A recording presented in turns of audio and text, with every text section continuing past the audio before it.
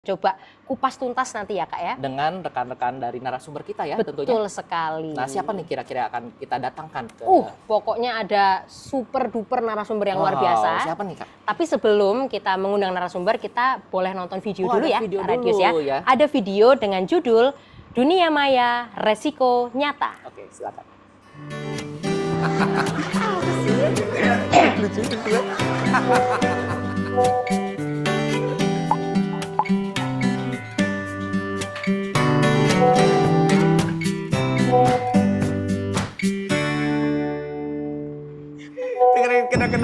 Kena lagi sih.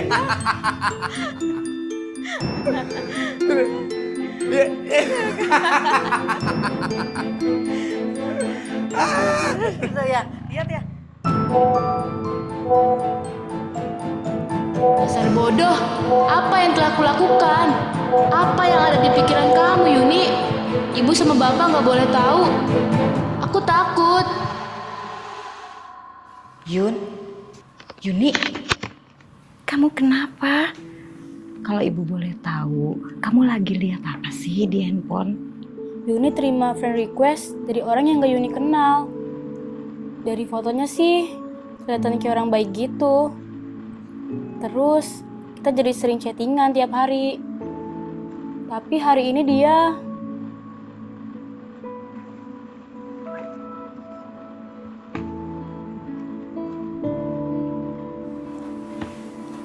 Iya sayang. Tenang ya, ada ayah dan ibu di sini.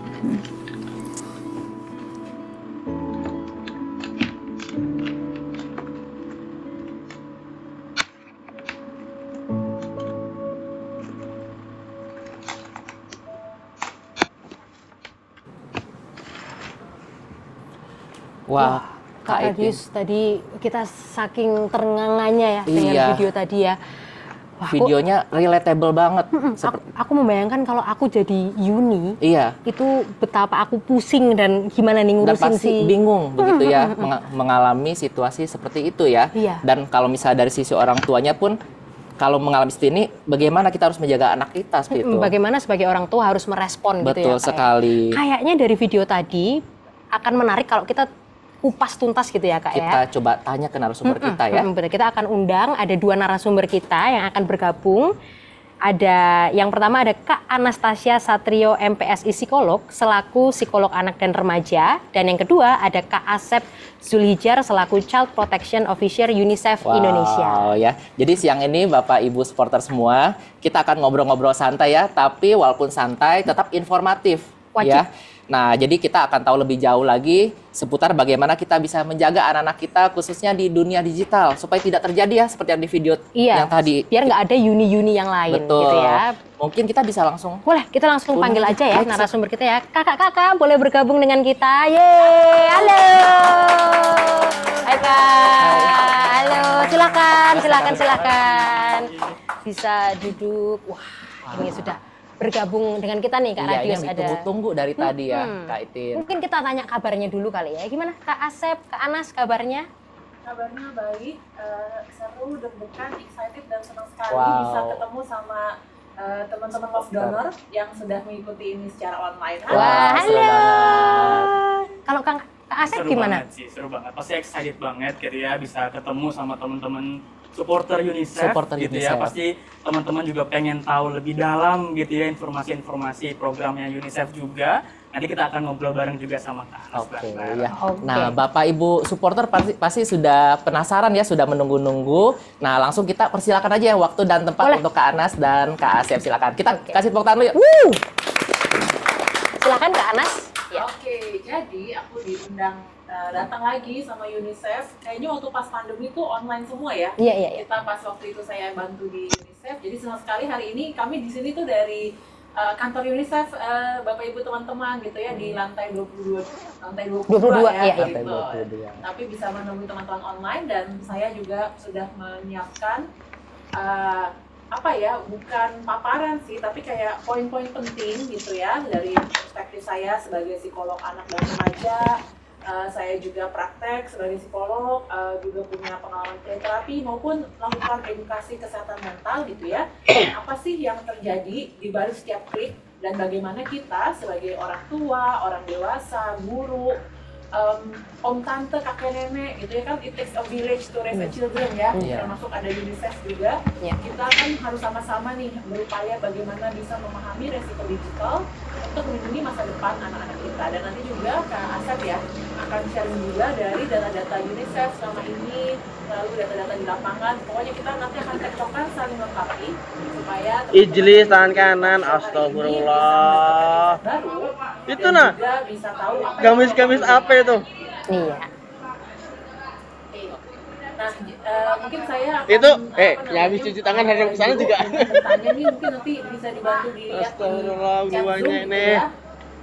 Boleh di next. Nggak bagi-bagi lagi kan? Nah, buat teman-teman, Bapak Ibu, kita panggil apa? Tim supporter ya? Iya, supporter UNICEF. Enggak lah. Teman-teman supporter UNICEF boleh tulis nggak sih Ya. di kolom chat. Narikin Berapa ini jam aja. Sehari anak-anak di sekitar kita pakai gadget. Bahkan mungkin kita juga loh. Aku boleh nulis juga ya kayak berarti Iya, jawabannya ya. Jadi terutama untuk anak-anak dan remaja ya hari ini topik bahasan kita. Berapa jam sih kita pakai gadget per hari kalau dilihat gitu ya?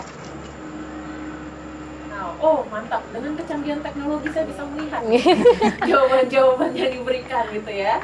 Kalau Kak Radius berapa jam nih Kak main HP-nya sehari nih? itu kurang lebih 3-4 jam kalau saya. Oh. Untuk main HP nggak kerasa ya, padahal kita kadang mungkin hanya ngecek HP saja, ngecek sosial media. Tapi ternyata kalau dikumpulkan, wah ternyata sudah 3-4 jam dalam satu hari. Seperti itu.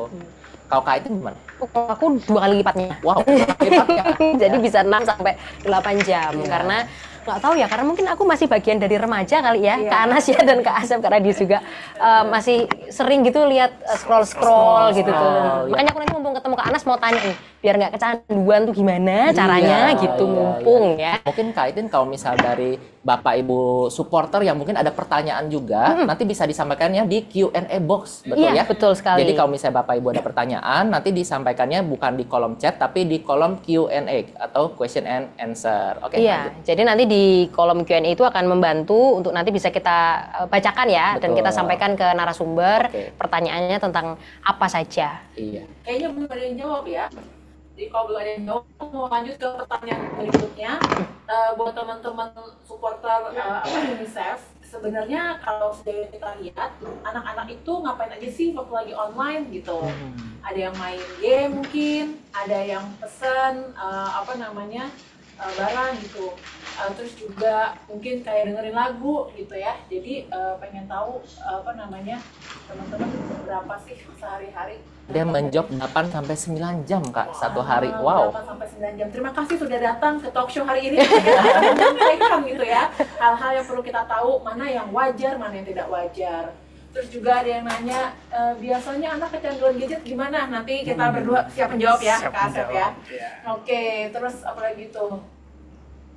Oh, suara aku kurang jelas dibandingin dengan moderator. Oke. Maaf ya.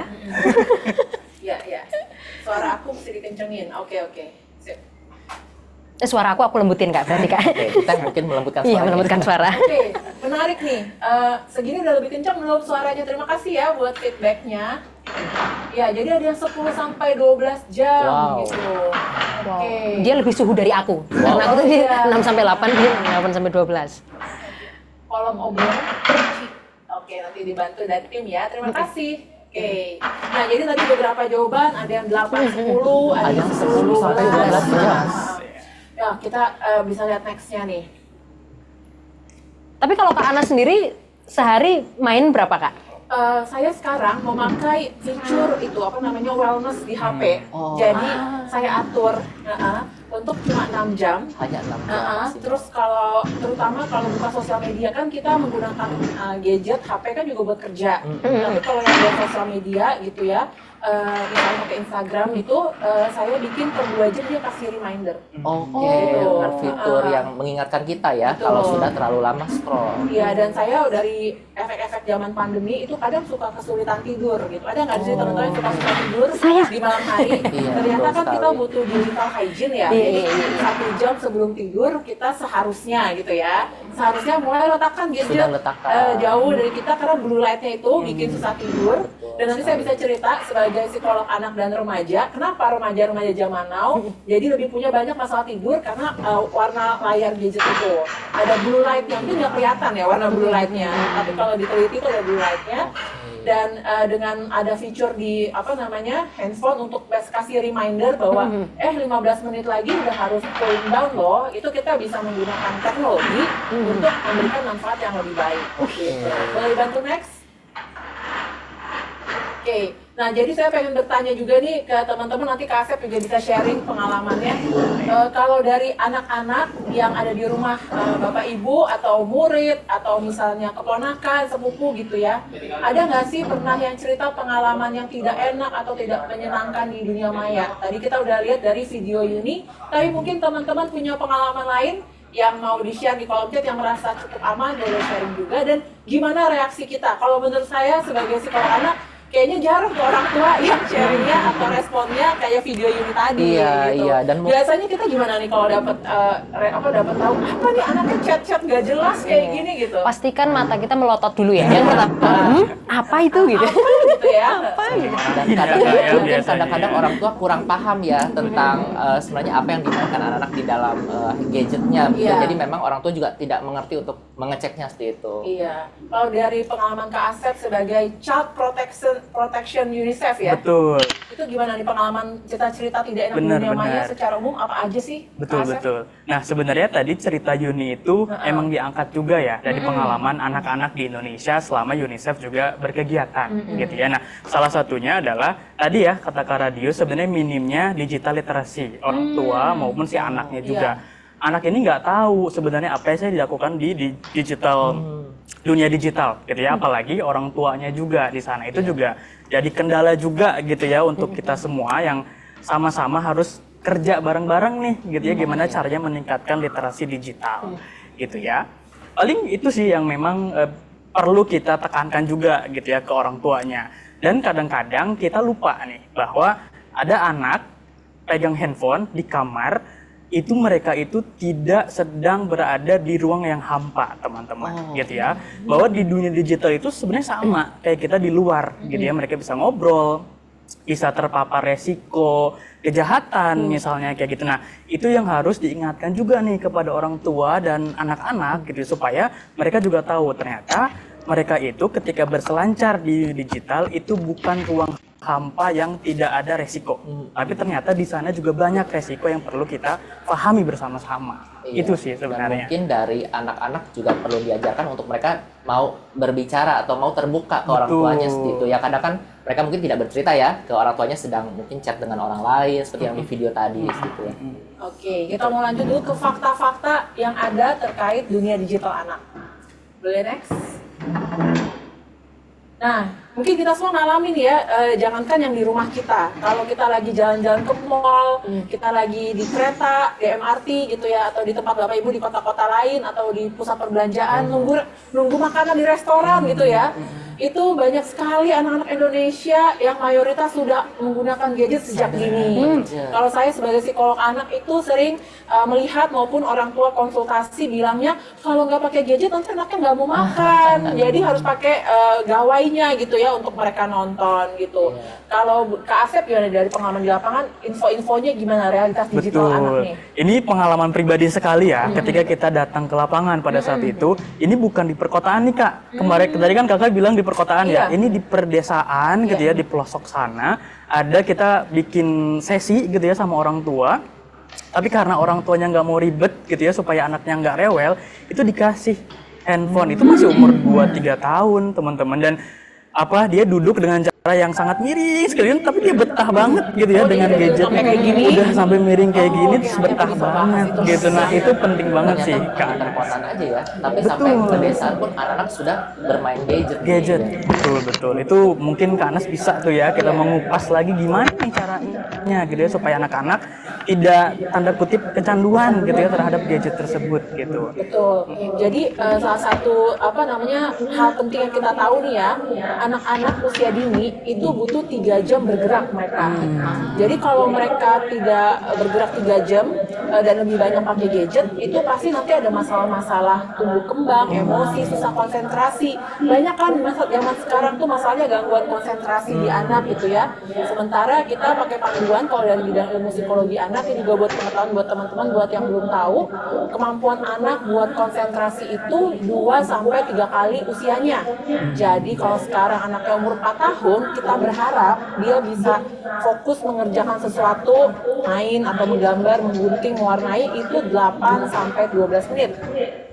Nah, jadi kalau buat anak-anak yang kemarin, ini kan tahun ajaran baru nih ya, kemarin kan pasti ada tes kesiapan sekolah, dilihat anaknya udah punya kesiapan belajar belum sih, school readiness istilahnya. Itu biasanya akan dicek tuh durasinya atau diobservasi. Dia kalau lagi gambar umur 4-5 tahun tuh tahan 10 menit sampai 15 menit enggak?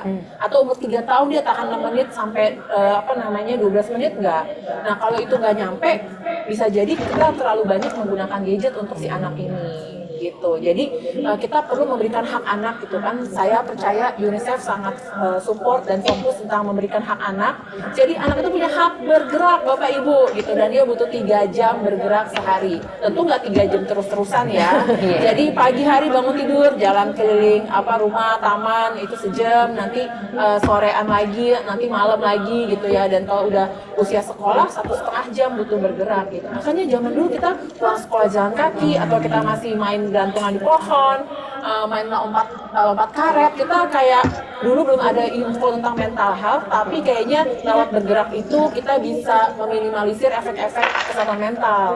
Nah, makin kita sering duduk begini, duduk ya kan, dan anak-anak itu tubuhnya mereka tuh lagi dilatih untuk bisa bergerak ya. Mereka tuh belum matang loh semuanya, kayak punggungnya, ototnya.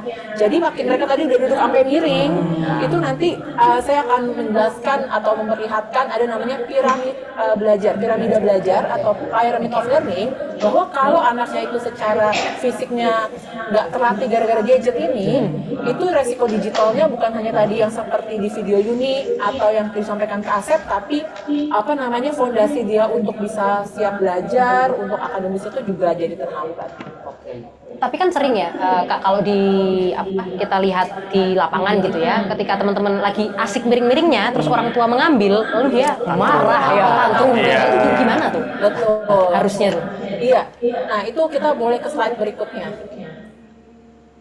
Karena sering kan, lagi asik-asiknya terus diambil sama, ini udah mau final gitu. Nah, itu jadi ini nanti kalau teman-teman supporter UNICEF mau bertanya, tolong kasih tahu usia anak ya. Karena usia anak itu sangat ngaruh ke bagaimana saya bisa menjelaskan dan menjawab gitu. Nanti Kasep juga punya ilmunya tuh. Beda usia, beda kebutuhan emosi, beda kebutuhan psikologis ya.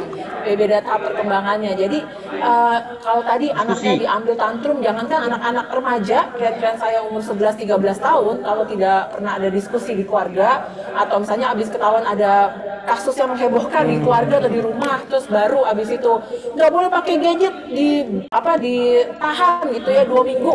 Segala pendekatan yang terlalu keras itu untuk otak anak dan otak remaja itu mereka pasti akan bereaksi heboh lah gitu. Walaupun kita dulu taunya begitu kan, orang tua kita dulu belum ada ilmu tentang parenting, kesehatan mental. Jadi kalau kita cuman copy paste apa yang orang tua kita lakukan dan emosi sesaat kita yang reaktif, aduh daripada malu, daripada ribet, udah usah pakai gadgetnya. Tapi kita juga mesti menjadikan ini satu proses dialog ya di keluarga gitu. Jadi kalau anak-anaknya udah usia SD gitu ya, sampai remaja, kita bisa kasih tahu bahwa tadi begitu kita connect ke wifi, ke internet, itu tuh kayak kita ketemu pasar, kayak ketemu dengan orang-orang di bandara yang nggak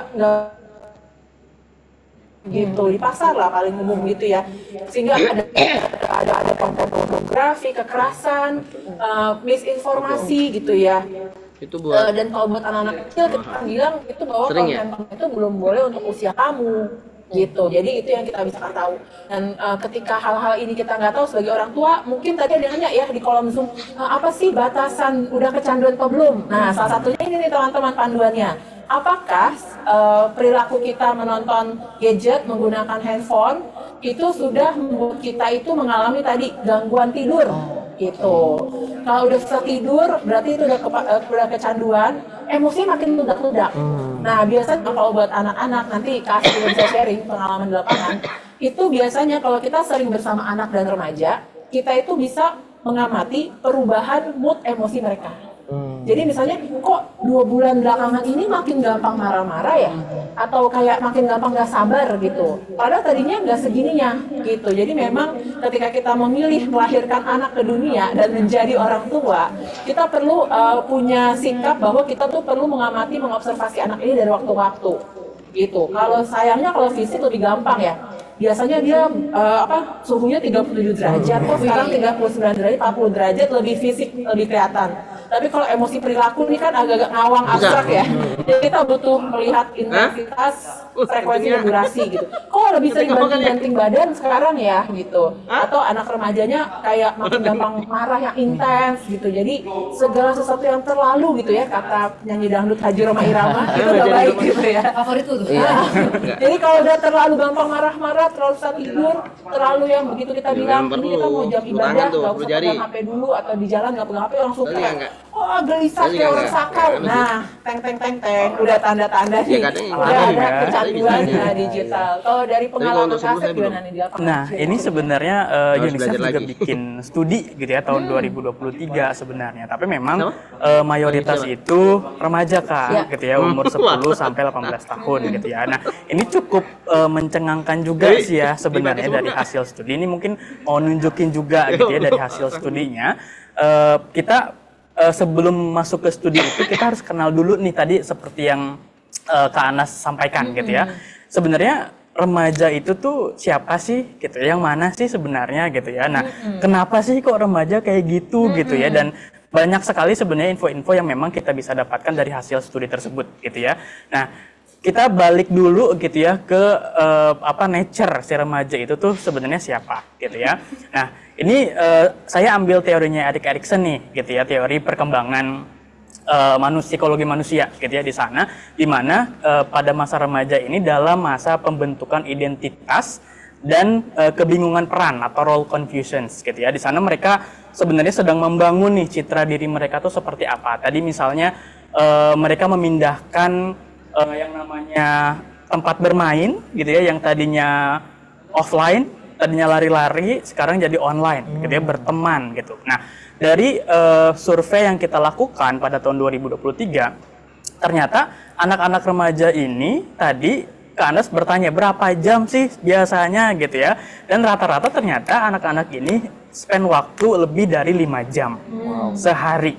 Nah, tapi pertanyaannya adalah bukan cuma itu, ngapain gitu loh, 5 jam ini nih ngapain gitu kan, bukan cuma kayak oh 5 jam, oh 2 jam, oh 3 jam, tapi sebenarnya ngapain sih gitu ya. Nah, di slide berikutnya itu ada menunjukkan bahwa slide berikutnya lagi, nah di sana tuh menunjukkan bahwa anak-anak ini lebih suka main di online itu dengan berteman gitu ya. Tadi ya cocok banget sama teorinya Erikson tadi, membangun citra diri gitu ya. Oh, saya mau punya citra yang baik, yang bisa sosialisasi dengan siapapun gitu ya, mulai membangun profil Instagram biasanya kayak gitu kan ya gitu. Oh, dengan warna-warna, dengan kegiatan-kegiatan yang ingin disampaikan di sana, bahwa di sana anak-anak remaja ini memang dituntut gitu ya untuk membangun citra diri gitu. Nah, jadi mungkin sekarang di zaman dimana kita sudah tidak lagi banyak berkegiatan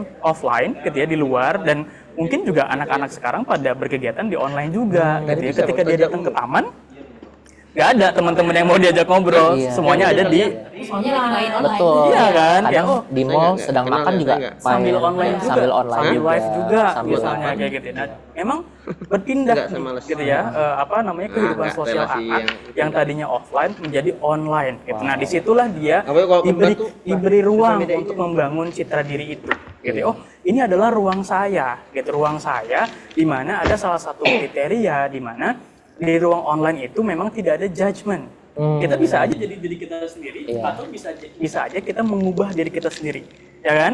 Kayak ada nggak sih teman-teman yang punya fake account? Nah dari anak-anak yang kita survei itu ternyata banyak juga loh yang punya fake account gitu, bahwa second and third account gitu. Iya, karena mereka kayak pengen punya 3 personality yang berbeda. Yang satu yang memang dia gitu ya, yang satu lagi mungkin kayak aku mau buat komen-komen aja supaya gak ketahuan sama orang. Ada yang satu lagi saya mau bikin buat stalking aja supaya nanti orang nggak tahu pas stalkingnya tuh kayak apa gitu. Itu sih sebenarnya yang menjadi kekhawatiran kita juga gitu. Gimana nih supaya anak-anak juga punya literasi yang cukup gitu ya, apa sih sebenarnya yang harus dilakukan dan bagaimana orang di sekitar termasuk orang tua itu mendukung pada masa pertumbuhan ini gitu ya. Ini penting sekali nih Kak Anas nih, mungkin bisa dikupas lagi nih secara psikologis kenapa sih anak-anak nih seperti ini gitu ya. Oke, nah nanti balik ke slide saya. Kak Asep masih ada yang mau tambah nggak dulu ya? Oke, jadi tadi udah ada sedikit hint-nya, tapi yang mau saya sampaikan bahwa resiko-resiko yang kita alami di dunia maya ini itu sangat-sangat ngaruh bahkan ke isu kesehatan mental dari yang emosi tadi. Jadi buat teman-teman yang belum tahu nih ya, teman-teman supporter UNICEF, kesehatan mental itu adalah sebuah spektrum ya yang cukup panjang gitu ya. Kayak shade warna lipstick atau warna motor lah gitu. Jadi kesehatan mental tuh nggak hitam putih gitu ya. Jadi bukan kayak salah atau benar, tapi yang tadi yang udah mulai kecanduan kayak kita ngerasa cemas, gelisah kalau nggak bawa handphone, anak-anak juga kalau disuruh nunggu, mau suruh bosen tuh nggak bisa, harus selalu ada gadgetnya. Ada yang tadi lama-lama jadi gampang marah, gampang tantrum, nggak sabaran. Di level yang di sebelah sini adalah dia tadi udah merasakan kekosongan dan kehampaan hidup gitu. Dan di ujung yang sini lagi spektrumnya itu adalah berkaitan dengan isu kecemasan tinggi yang sudah masuk ke namanya gangguan kecemasan atau anxiety disorder. Bahkan kalau udah gangguan kecemasan tinggi itu dekat banget ke depresi gitu ya. Depresi karena beberapa klien saya mengalami depresi karena teman-teman online-nya itu tidak merespon seperti yang dia mau gitu. Atau juga dikeluarin dari grup. Jadi kalau buat kita dikeluarin dari grup WhatsApp malah seneng ya. Sepi gitu ya. Tapi buat remaja-remaja ini yang tadi Kak Asep bilang, mereka tuh lagi pengen ngerasa belonging ke dunia ini, pengen ada koneksi, aku tuh dikenal. Kalau kita dulu levelnya adalah aku pengen terkenal satu sekolah. Kalau remaja ini pengen terkenal di dunia online. Masalahnya mereka nggak ngerti online tuh luas banget gitu ya. Satu Jakarta atau satu kabupaten aja gitu ya, di Malang, Jogja gitu kita juga nggak bisa kenal semuanya. Tapi aku pengen terkenal, aku pengen good looking, jadi terlalu banyak ekspektasi karena mereka belum paham bahwa dunia itu luas banget. Terus mereka jadi merasa kesel atau merasa nggak berharga ketika dikeluarkan dari grup, entah pakai Discord kalau anak-anak zaman sekarang gitu ya, atau misalnya main Roblox yang tidak diawasi gitu kan, terus mereka dikeluarin. Jadi buat kita intinya kayak otak orang dewasa dikeluarin dari grup, emang kenapa gitu, kayak biasa aja. Tapi buat remaja yang tadi lagi membangun citra diri, pengen dianggap penting, hebat, eksis gitu ya, ketika dikeluarkan dari grup atau bertemu teman-teman online yang membuat dia itu ngerasa ditinggalkan gitu, dia bisa jadi depresi loh gitu. Jadi depresi bukan hanya ketika buat remaja patah hati, tapi dunia online ini juga banyak membuat depresi. Terutama yang saya temukan sebagai psikolog anak, itu gini loh teman-teman, kita itu kan kalau lihat handphone itu kan matanya cuma ke layar kecil ya. Dan salah satu hal yang bisa membantu kita mengelola kesehatan mental itu adalah melatih gerakan mata kita kayak visual tracking. Jadi salah satu yang teman-teman bisa coba juga di rumah adalah teman-teman tuh kalau lagi duduk kayak gini, itu gerakan tangannya kayak gini. Kita boleh praktekin. Boleh kita coba ya. Nah, jadi gerakannya itu adalah kita latihan menggerakkan bola mata kita tanpa gerakin leher ke kiri kanan si jari ini nih. Coba, bisa gak? Sambil napas biasa aja. Ini lagi nggak tes. Gitu ya. Nah, kita bisa mulai dari jarak yang lebih dekat. Intinya jangan lehernya gerak, karena kita cuma mau menggerakkan bola matanya doang. Oh, kalau jarak segini kiri kanan. Mata saya udah bisa nih bola matanya, boleh digedein nih. Gitu. Kiri kanan. Makin gede gitu. Nah, kalau udah yang samping horizontal, kita bisa yang kayak diagonal gini nih, kiri kanan, kayak penari Bali gitu. Jadi kita sudah punya kearifan lokal menjaga kesehatan mental. Nah, itu sama juga kalau kenapa kita pergi liburan ke tempat yang pemandangannya luas, yang pemandangannya tuh, kalau ini kan kita beton-beton ya. Tapi kalau kita kalau ke Kebun Raya Bogor deh, yang dekat dari Jakarta, atau ke pegunungan, kok langsung rasanya perasaan tuh enak, lega. Itu karena mata kita itu butuh melihat yang jauh. Dan itu bahaya banget di usia remaja. Kalau dia lihatnya deket terus begini, gerak matanya itu cuma segitu doang. Dan itu ngaruh langsung ke sistem otak dan sistem perasaan sistem syarafnya dia. Perasaan tuh diprosesnya di otak juga. Jadi kalau kita bilang sakit hatinya di sini, sebenarnya diprosesnya di amigdala otak. Gitu. Nah, jadi di klien-klien remaja itu saya sudah mulai mencoba ketika mereka merasa aduh kayaknya kok saya bangun tidur udah kayak hopeless, energinya rendah, kayaknya sedih mulu, kayaknya ngeliat dunia hampa gitu ya. Itu kita pun orang dewasa pagi remaja coba deh latihan itu, karena remaja nggak bisa disuruh latihan bersyukur. Gitu, otak mereka belum punya kapasitas modal buat sabar aja Pak Ibu, pasti pengen banting barang gitu ya. Latihan aja visual tracking gitu ya. Ya kalau kita rumahnya tempat tinggal dekat dengan pemandangan alam, lah itulah kita gunakan kesempatan memandang yang lebih luas gitu ya. Istilahnya healing ya berarti. Gitu. Mini healing lah. Dan yang depresi itu juga masih ada spektrumnya lagi, teman-teman. Ada depresi ringan, depresi sedang, berat, mirip kayak asma lah. Ada asma ringan, sedang, berat. Begitu deket depresi berat atau mau sedang, itu mulai ada tuh namanya suicidal ideation atau pikiran, baru pikiran ya. Pikiran atau keinginan mengakhiri hidup yang munculnya bisa dua tipe, pasif atau aktif. Kalau pasif tuh gini, kayaknya enak ya besok pagi saya nggak bangun. Gitu. Itu pun udah masuk suicidal ideation. Atau lagi jalan gitu ya, kayaknya enak nih kalau saya ditabrak dari belakang nih gitu. Jadi udah baru yang kayak gitu udah alarm bahwa kesehatan mental kita lagi nggak baik-baik aja gitu. Apalagi sampai yang suicide attempt, melakukan percobaan bunuh diri gitu. Dan itu semua bisa kita cegah gitu ya dengan kita mengenali termometer emosi, mengenali emosi kita, dan juga mencari cara-cara untuk menyeimbangkan kehidupan di dunia digital. Asep mau tambahin nggak? Iya, tapi tadi sih ya sebenarnya mau nambahin terkait kesehatan mental yang tadi gitu ya. Nah, ini juga banyak nih Kak Anas di lapangan kita juga menemukan gitu ya. Tadi banyak kekhawatiran. Tapi sekarang juga sebenarnya udah mulai nih banyak teman-teman orang tua yang sudah meningkatkan kesadarannya untuk melapor. Jadi penting banget ya Kak Anas kalau misalnya tadi udah nyampe di titik dimana aduh saya udah di posisi ini atau mungkin melihat anaknya sudah di posisi itu, kita harus melapor nggak sih Kak Anas? Ya kan, kita harus melapor gitu. Nah, jadi ada beberapa kegiatan waktu itu kita lakukan juga di sebuah pusat layanan gitu ya, di sebuah daerah. Itu banyak banget tuh ibu-ibu pada nungguin anaknya gitu ya, di lagi main-main di dalam. Tuh saya penasaran juga tuh, Bu ngapain gitu di sini? Kayak ngapain? Kayak seru banget. Tapi ibu-ibu pada murung gitu kan, apa? Saya ajak ngobrol gitu kan. Oh ternyata ada beberapa ibu-ibu yang membawa anaknya ke Puspaga, namanya Pusat Pembelajaran Keluarga gitu ya, untuk menerapi anak-anaknya nih, anak-anak umur-umur 3 sampai 4 tahun gitu ya. Mereka datang ke psikolog anak untuk minta bantuan. Dia bingung nih gitu ya, anaknya kok tadi kata Mbak Itin gitu ya, ketika dikasih gadget diam, tapi pas diambil kayaknya tantrum gitu ya. Nah, kesadaran-kesadaran yang kayak gini ya, yang kita tuh pengen banget sebenarnya orang tua tuh punya kesadaran tersebut gitu ya. Nah, ketika misalnya ada anaknya sudah berperilaku seperti itu, kemana nih kita harus lapor? Teman-teman harus tahu juga gitu ya. Terus kayak kapan mereka harus lapor juga. Nah, itu juga menjadi salah satu indikasi bahwa oh ternyata sudah mulai nih meningkatkan kesadaran ini, sudah mulai nih, sudah ada gitu ya di sana, di mana orang tua tuh sudah mulai datang gitu ya ke sana. Nah, sebenarnya mau cerita juga nih masalah resiko-resiko yang lain nih Kak Anas gitu ya. Tadi kan masalah resiko kesehatan mentalnya juga. Ini sebenarnya kalau teman-teman supporter bisa menggali lebih dalam lagi, sebenarnya di dunia online itu ada resiko apa aja sih gitu ya. Ada 4 resiko nih sebenarnya secara umum gitu ya, yang bisa Bapak Ibu supporter teman-teman sampaikan gitu ya, atau ingat gitu. Yang pertama adalah resiko kontak gitu ya. Berkontak dengan siapa sih anak kita di dunia online gitu ya. Kalau misalnya kemarin kita di beberapa platform online tuh banyak bercandaan gitu kayak pertama kali ketemu teman Roblox kita ternyata temannya udah om-om gitu kan, atau udah bapak-bapak gitu. Ada tuh tren itu. Gitu. Terus ternyata temannya tuh masih kecil gitu kan, kayak umur 2-3 tahun gitu.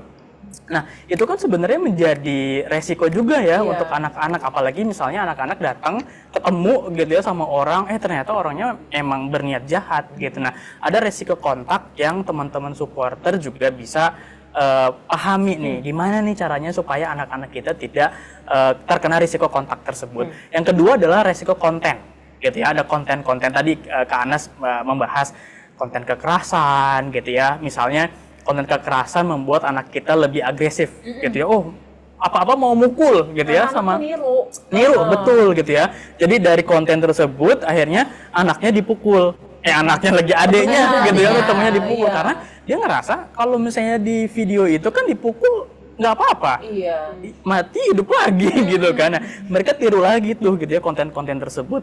Terus misalnya konten pornografi gitu kan ya, mereka juga terinspirasi. Mungkin tadi misalnya anak-anak remaja yang tadi belum tahu gimana caranya memutuskan sesuatu, apa-apa yang harus ditonton misalnya, itu juga menjadi salah satu resiko juga gitu ya. Misalnya ketika dia menonton konten tersebut dia terinspirasi. Tadi kisahnya Yuni kan dia ya udah saya mau kirim foto yang berbau seksual gitu ya ke teman-teman yang lain, yang akhirnya menjadi bahan untuk orang-orang yang memang berniat jahat untuk memeras atau mengeksploitasi si anak tersebut. Itu juga menjadi salah satu resiko yang memang perlu kita pahami juga. Yang ketiga adalah kondak atau perilaku. Banyak juga loh ternyata teman-teman supporter yang anak-anak juga menjadi terinspirasi gitu ya melakukan tadi misalnya ada konten-konten yang memang berbau cesams gitu ya, atau tindakan perundungan. Bullying tadi ya. Bullying ya, cyberbully. Tadi kan katanya cyberbully itu tidak hanya terjadi di sosial media, tapi ternyata cyberbully juga terjadi di game online. Ya kan? Di game online orang bisa chat juga ya. Chat juga. Ada kata-kata, aduh bocil nih. Itu kan sebenarnya bentuk-bentuk perkataan-perkataan yang menjatuhkan pemain yang lain gitu kan. Sebenarnya perilaku-perilaku itu yang harusnya kita hindari gitu ya, kita harus hindari juga di sana. Dan cyberbullying itu tidak hanya bentuknya perkataan, tapi mungkin kalau pernah lihat series terakhir gitu ya, bentuknya emoticon doang, ya kayak cuma misalnya bentuknya pedang atau pisau doang gitu, yang mungkin yang tahu artinya itu cuma gen Z doang, gen alpha doang, yang mungkin kita nggak tahu nih maksudnya apa sih gitu. Betul gitu. Kita kan lebih banyak emot gini ya. Bener gitu ya, mohon maaf. Ada juga yang lucu, bukan lucu sih sebenarnya, kayak saya menganggapnya lucu karena kayak kok bisa sih orang mengartikan itu seperti itu. Kayak misalnya gini, malam ini saya mau makan pizza gitu. Ini saya dengar dari teman saya gitu ya. Kamu tahu nggak sih artinya makan pizza itu apa? Apa emang gitu? Oh ternyata makan pizza itu artinya dia mau bunuh diri. Oh gitu. Iya gitu loh. Dan itu kita nggak tahu. Bayangkan orang tua yang nggak tahu gitu ya kode-kode tersebut, tiba-tiba ada temennya bilang, aku mau makan pizza malam ini. Itu kan bentuk tindakan yang akan dia lakukan. Itu warning sih. Itu warning banget Kak, gitu. Nah, ya, makanya resiko-resiko ini yang harus difahami juga. Dia tidak hanya oleh anak-anaknya maupun orang tuanya gitu. Gimana nih supaya resiko-resiko yang ketiga, keempat ini gitu ya, ada yang terakhir itu adalah resiko kontrak gitu ya, kontrak anak menjadi pihak yang dieksploitasi. Nah ini juga menarik nih Kak Anas gitu ya, anak di Indonesia mungkin di dunia juga ya, belum bisa baca tapi sudah bisa ngonten. Oh my god, iya banyak ya kan? Banyak banget kan, udah bisa nyanyi-nyanyi, halo guys, gitu kan. Ya. Padahal dia sendiri belum tahu tuh peraturan-peraturan ngonten di sosial media itu seperti apa gitu ya. Bagaimana mereka juga harus berperilaku di sana gitu. Nah, ini juga harus dihindari gitu. Apalagi misalnya ada orang tua yang mengeksploitasi si anaknya. Kan banyak ya, anaknya lucu, didandanin, terus dibikin live streaming gitu kan, dibuatkan konten supaya lucu-lucuan.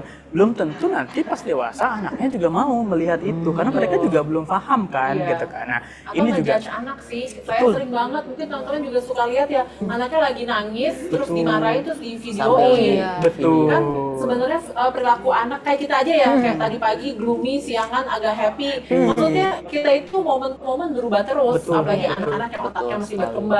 Jangan sampai kita video di saat mereka lagi nggak dalam kondisi yang baik gitu ya, lagi marah-marah tantrum, nanti pas dewasa atau udah remaja dia lihat kenapa aku di videoin kayak gini gitu kan. Dan itu membuat anak-anaknya jadi dijudge cuma dari video 30 detik atau 10 detik bahkan.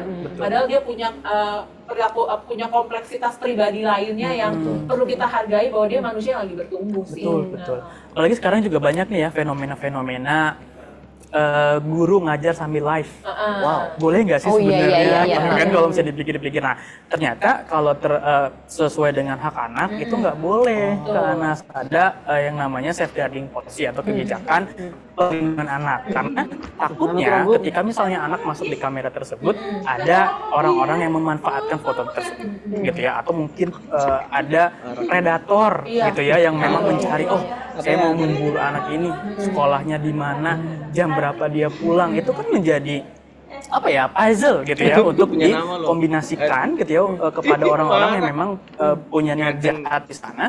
Bagaimana mereka juga bisa mencari orang tersebut gitu. Nah, teman-teman guru, orang tua gitu harus tahu nih resiko-resiko yang seperti ini, karena kalau memang misalnya terjadi ini fatal sekali untuk anak-anak gitu ya, anak-anak yang mungkin nggak tahu apa-apa gitu ya, belum bisa mengungkapkan pendapat mereka, tiba-tiba diburu gitu ya oleh predator-predator maupun penjahat-penjahat saran gitu ya di dunia online gitu. Nah, makanya resiko-resiko ini harus kita pahami dalam-dalam gitu ya, supaya kita juga tahu bagaimana sih caranya kita memitigasi gitu ya resiko-resiko tersebut. Itu sih sebenarnya. Nah, menjelang question and answer atau tanya jawab, saya mau memberikan tips praktis dari apa yang sudah dipaparkan dengan sangat lengkap, komprehensif dari Kak Asep tadi. Boleh ke slide yang ada gambar segitiganya.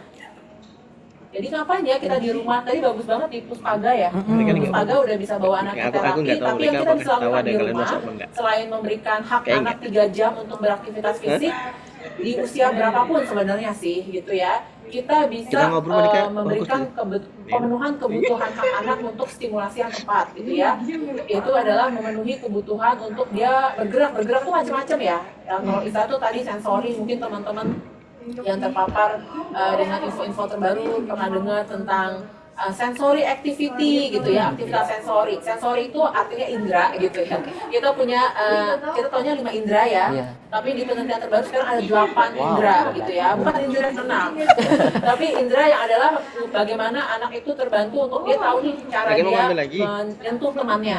Karena anak-anak yang tidak terlatih dengan bergerak atau mendorong yang cukup, mereka itu pas umur 4-5 tahun, jangan kan 4-5 tahun, mungkin 3 tahun, teman-teman Bapak Ibu di rumah udah ngalamin, dia tuh maksudnya sayang ke temennya, terus tapi dia dorong ke temennya gitu. Aku punten ya Mas ya. Jadi kayak misalnya anak-anak itu didorong gitu ya. Ketika kita bilang, ih kamu udah gitu, kita ketika belum belajar misalnya kita gampang label nih anak nakal. Kita akan melakukan seleksi lagi kita observasi gitu ya. Makanya kekuatan kita menghadapi anak tuh observasi sih. Karena kita harus lihat dari waktu ke waktu 30 menit ini enggak sejam begitu enggak. Jadi yang kita pikir ini nakal, pas kita lihat oh dia itu karena tadi pakai gadget terus, dia tuh enggak terlatih untuk merasakan kekuatan Tante Noel mendorong gitu. Atau buka tutup pintu gitu. Ada yang pintunya kencang banget. Ini urutannya. Kalau ini urutan kemarin yang sebelah kiri ini urutan sebagaimana kita pakai surat suara kemarin. Ini urutan sesuai dengan banyak nilai yang kemarin. 4-5 tahun. Kalau pegang gelas yang gelas plastik tuh kayak dia nggak tahu ukur tekanannya seberapa, jadi kayak gelasnya yang ini yang gitu. Nah itu adalah kemampuan untuk juga dia sensorinya di situ namanya proprioceptif, gampangnya gimana otak sama otak berkoordinasi supaya bisa tahu nih, oh kalau megang kayak gini nih pegangannya segini kuat dan itu nanti dibutuhkan untuk dia bisa punya kemampuan menulis. Karena untuk nulis kita harus tahu ini kekuatannya seberapa ya supaya bukunya kertasnya nggak robek. Tapi juga nggak boleh terlalu halus nanti bangsa kalbu doang yang bisa baca. Jadi yang tengah-tengah yang sedang-sedang aja itu butuh latihan itu. Belum lagi ketika anak-anak itu ternyata apa namanya kalau mereka bergerak tuh mereka ada kayak cobain kayak ada papan titian atau kalau kita di daerah misalnya tempatnya masih ada jalan yang zigzag berbatu, itu membantu kita otaknya itu bisa menghadapi hidup dengan beragam skenario.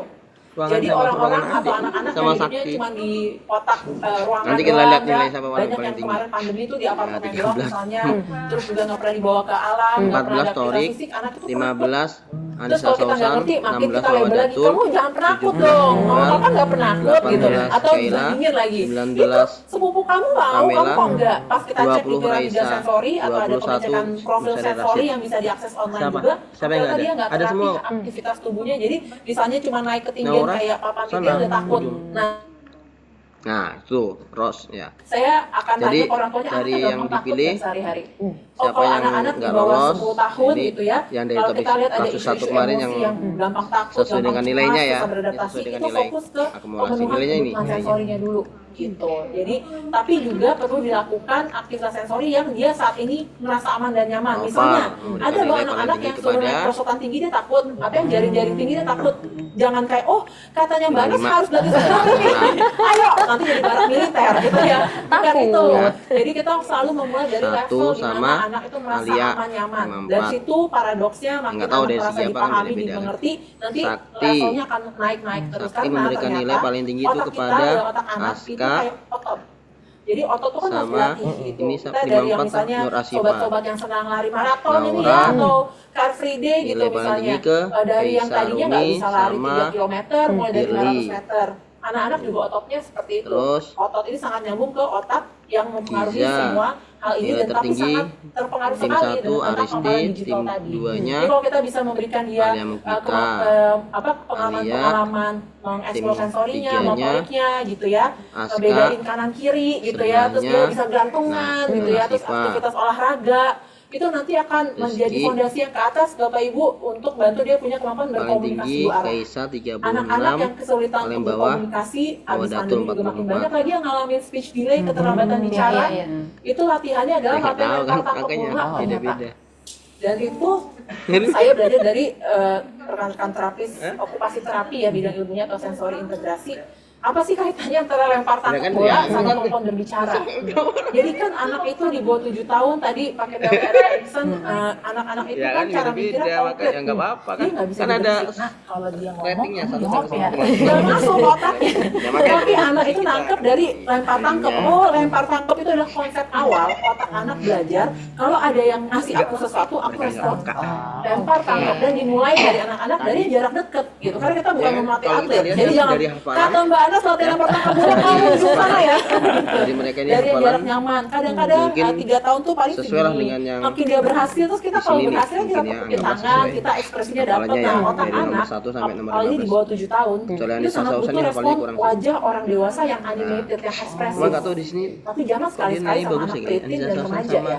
Anak 11-13 tahun kalau kita halo apa kabar? Bisa aja kali gitu. Jadi beda usia, beda cara penanganan dan cara berinteraksinya. Tapi begitu lebih sering lempar tangkap bola, nanti kemampuan dia untuk bisa memahami komunikasi tentu ternyata ya, untuk kita bisa bicara gini, saya juga baru belajar, itu kan otot leher kita harus terlatih, kita punggungnya tegak.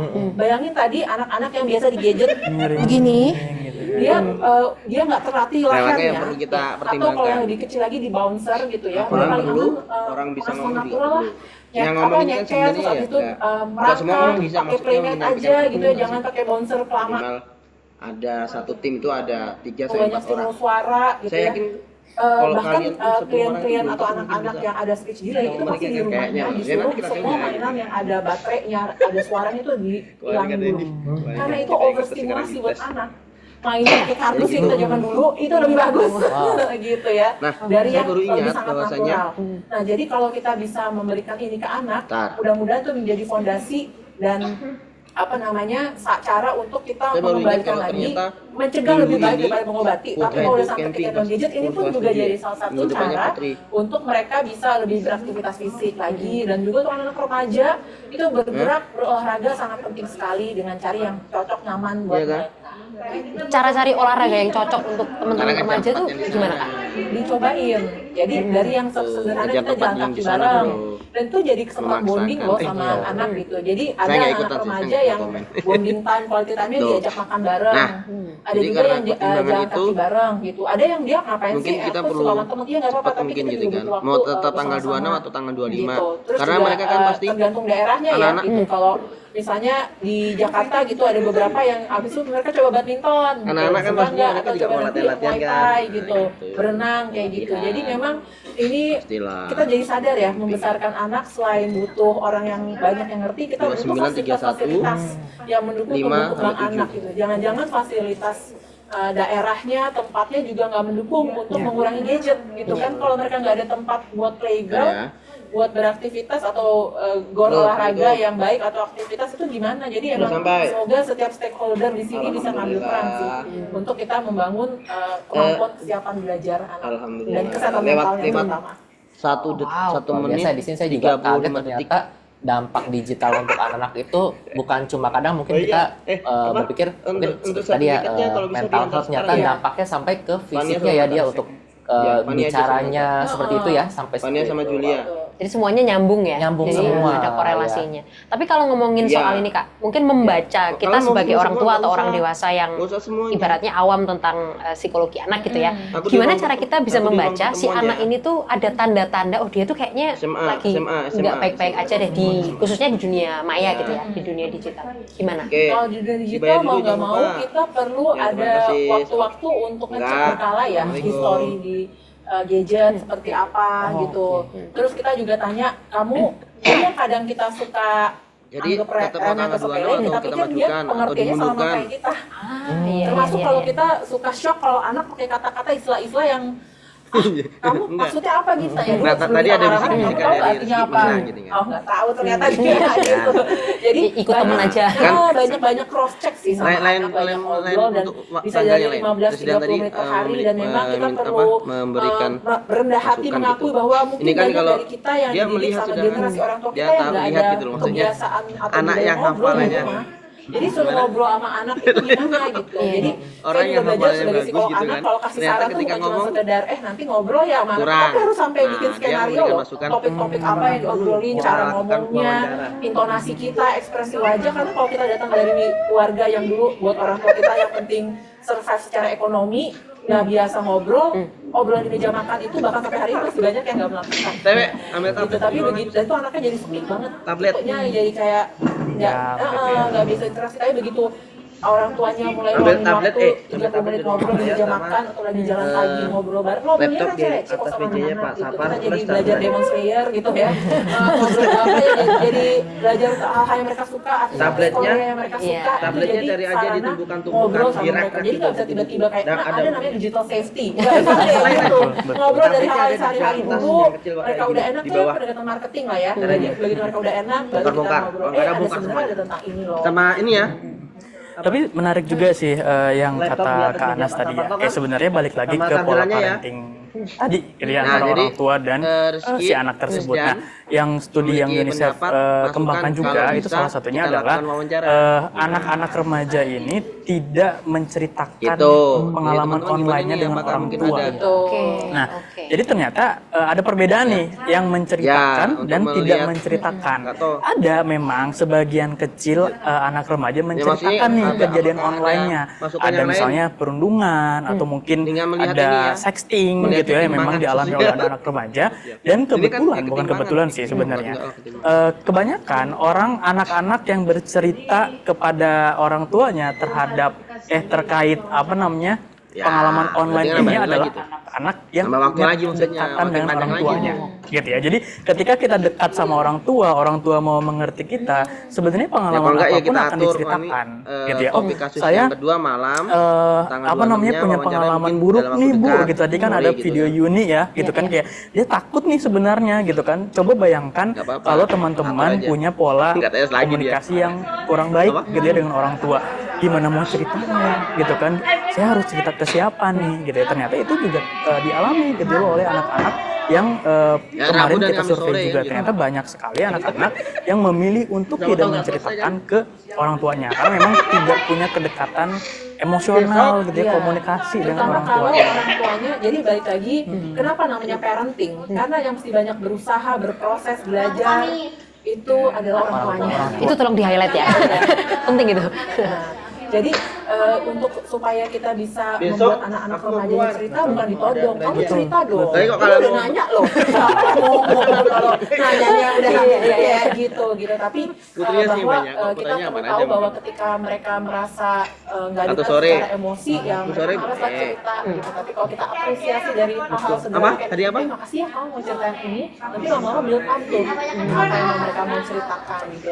Relationship takes time, jadi kita perlu luangkan waktu intentionally untuk bebas bisa mau sore nggak apa-apa, ada mau pendekatan dua hari emosi nggak sama apa-apa. remaja juga dari teman cerita sih. Kita pikir jadi orang tua kan marah-marahin anak, tapi Yaudah. kalau dia cerita dikit kita marah dia kayak mercon, nggak mungkin dia cerita yang lain. Jadi ini soal latihan kok buat kita percaya juga otak orang dewasa juga kayak otak. Jadi oh, gitu. Kita nggak pernah tahu gimana sih cara orang tua menyikapi gimana? kita dengan Apakah mau ramah diakomodir, anak ke talk show mau dilakukan ini. Kita bisa wawancara? berlatih dan mencoba Wawancara. salah nggak Jadi, apa-apa, belum lihat ini, belum nah. perfect nggak apa-apa, yang penting progress terus untuk kita bisa ngobrol sama remaja kita tanpa harus langsung jadi hakim. Jadi benar atau bentar. salah. Gitu. Karena Kan gini nih, cara kita teman-teman. menyelamatkan anak di Kalau dunia dilihat kan, digital adalah ini kedekatan yang orang tua. kemarin sesuai dengan yang kita pilih ya. Jadi Yang sebelah ternyata ini. komunikasi orang tua Paling dengan tinggi, anak itu justru yang Aska. pertama kali yang harus dibangun. Topik kasus ya. pertama yang Karena kemarin, tanpa sore kemarin komunikasi paling tinggi tersebut, Aska. anak juga mungkin Dengan akan menutup urutannya diri nih. ya. Jadinya dan orang tua juga Ini bingung nggak urut bagaimana ya. cara Ini urutan menjaga nama. anak Kalau mau tersebut. urutkan ini bisa. Nah, di sini mungkin dari supporter kita nih, mungkin sudah penasaran juga, ada yang punya pertanyaan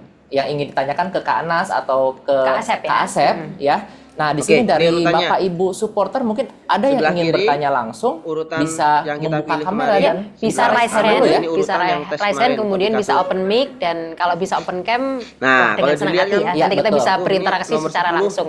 Sambil Ini nanti nomor Bapak Ibu 10, supporter yang urutan ada 10, pertanyaan sekarang atau jadi urutan unek-unek atau mau Kalau menceritakan dari segi pengalamannya hafal juga bahasa, boleh, mungkin bisa dituliskan dari di Rasid, tapi kolom ngomongnya Q&A ya. Enggak, karena dia Nanti memang dari teman-teman pendiam. panitia akan membantu Pak Yan, untuk Pak Yansa memang kita nanti pendiam, akan Ibu Fatma. membacakan dan mungkin menjadi bahan diskusi untuk selanjutnya ya. Apakah dari Kayak saya. Bapak Ibu supporter ada yang mau menyampaikan secara langsung ya? Kan langsung keluar. Bisa ngobrol Gitu. secara langsung, bisa Nah, raise hand, kan. kemudian nanti bisa di open mic dan nanti akan dibantu untuk Ya, nggak menyalakan Ini kan- kameranya. Nanti kita akan ngobrol-ngobrol. Kita kan hanya dengan menilai, nanti kan keputusan para tetap kita musyawarahkan narasumber. tuh. Siapa yang Chat bakal juga kita banyak taruh. sekali Iya, ya, yang Kak chat Itin banyak ya. nih. Ada 28 kalau nggak salah. Kalau Tapi memang- nanti kita Ya, mungkin ini ya. kenapa dia nggak mau dipilih alasannya apa? Iya. Baik, di sini ada yang raise hand Kak Itin. Dari segi apa? Oke. Boleh kita Baik, sapa-sapa boleh ya. kita sapa Ada dulu. Bapak Ibu supporter yang Bisa dibuka sudah raise hand. mikrofonnya. Sambil narasumber kita bisa tarik nafas, buang nafas. Iya, Luar tarik biasa. nafas. Tadi aku terpana loh Kak. Betul Mendengarkan penjelasan-penjelasan itu aku jadi Gimana belajar masalahnya banyak. kenapa? Apa yang paling Sebagai menonjol seorang buruk tante ya. Dan orang dewasa yang juga mengurusi. Onti kalau bahasa sekarang. Silakan Bapak Ibu yang raise hand Kenapa? tadi, Apakah boleh dia nyolot? buka mikrofonnya. Gak sopan. Sambil tadi menunggu. Martina. Baik, Ibu Oke. Martina tadi sudah raise hand-nya. Boleh silakan dibuka mikrofon Keren nggak? Ibu. Oh ya ada halo Ibu. Ibu Martina, Hai. sore Ibu. Aku pemalu. Boleh. Baru nyampe rumah.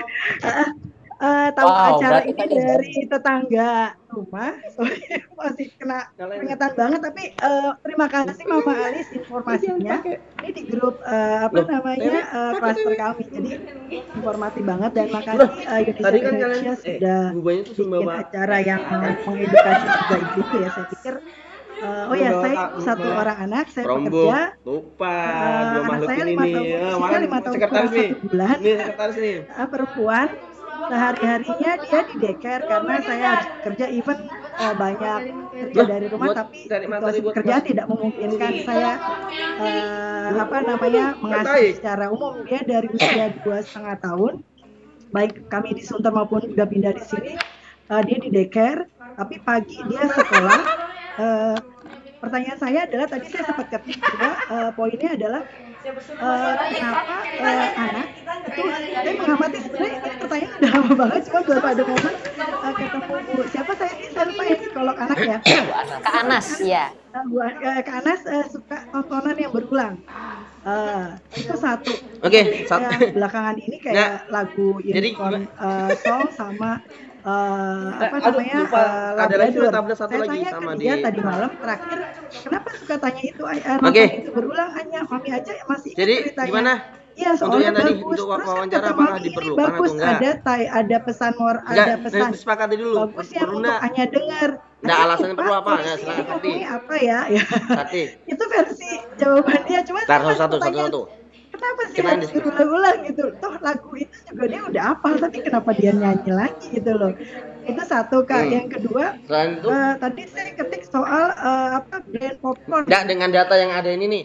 Ini ya saya jelaskan dulu. Itu Yang sebelah apakah, kiri ini bisa sesuai juga dengan hafalan terjadi? dan pilihan yang kita pilih kemarin ya. Ya di Apakah Pasat brand NUTW popcorn itu juga biar bisa tahu. terjadi Yang sebelah untuk kiri anak ini usia di bawah 7 yang tahun warna gitu. Dan kira-kira indikasi kuning ini yang sesuai paling dengan bisa, hafalan. Intinya mudah hafalan untuk karena kita milih nampak hafalan. Yang amati ini seperti apa ya? ini gitu. sesuai dengan topik kasus kemarin. Nah, Ya, itu dari dulu. ini anjlok banget nih. Beda Terima nih. kasih Ibu Dari nomor 51 Martina sampai untuk 15 pertanyaannya ya. ada yang Tadi nggak berarti masuk disampaikan di sini. untuk Kak Anas. Jadi Bahkan Ibu sampai Martina paling bawah ini nih. sehari-harinya juga tidak bisa langsung Ini menjaga nomor anaknya karena 10 dia sekolah jadi dan nomor ibu juga 21. sibuk ya begitu. Iya. Nah mungkin Ini nomor bisa 5 di- jadi jawab nomor untuk- 17. Oke, terima Pertanyaan. kasih Bu Ini Martin nomor untuk 14 jadi pertanyaannya. nomor Pertanyaan 16. pertama gampang untuk dijawab. Bahkan yang Yang digadang-gadang pertama, nggak anak mau, itu suka nggak mau mengulang-ulang dipakai, sesuatu nggak mau karena dia diterima, ini butuh masuk rasa di urutan familiar. 13. Rasa Tapi di sini familiar dia itu memberikan 0. rasa aman secara emosi di otak di area amigdala. Rasa Ya, itu aman urusan itu nanti. bisa Nah, didapat dari sekarang, macam-macam. Kalau kita pertanyaannya, orang dewasa ada ini nggak dari yang pagi Rizky, itu ada ritual Rizky kayak kalau Ramadan, nggak minum kopi Rizdan, atau kayak nggak memberikan ngaturin masukan. dulu kayak nggak bisa mikir. Perlu dilakukan wawancara. Nah, menurut kalian setuju atau enggak? Yang setuju boleh berikan, yang setuju dan enggak setuju bisa memberikan masukan. Jangan. Kalau gitu berarti bukan jangan pertanyaan yang basic kalau sama wawancara. Enggak, untuk wawancara nanti kita sepakat sepakat dulu atau enggak gitu. Kalau sepakat apa alasannya? Kita Sakti butuh duluan. ngobrol sama orang yang Kalau nggak mendalami sepakat tentang apa? Kalau sepakat apa? perkembangan anak, otak anak, tumbuh kembang Nggak anak. apa-apa, Karena dengan jawaban berbagai anak bukanlah macam anu ya, dengan berbagai isu pandangan asli tuh. yang dialami gitu ya. Yes, Makanya iya, juga kalau kita silakan. Sakti kuesioner duluan. responden remaja anak kayak datanya harus diolah lagi karena yang dia keluarkan belum tentu tentang itu. Karena pengetahuan dia belum nyampe situ. Bukan berarti dia percaya sama jawaban anak, tapi Oke, dari ketua. oke, yang dia maksud adalah bagus, tapi bagus tuh apa? Oke, saya Ketua, bisa jelasin sekretaris, secara perkembangan bendahara, neuropsikologi kebersihan. otaknya dia butuh rasa aman familiar Kayak berulang-ulang.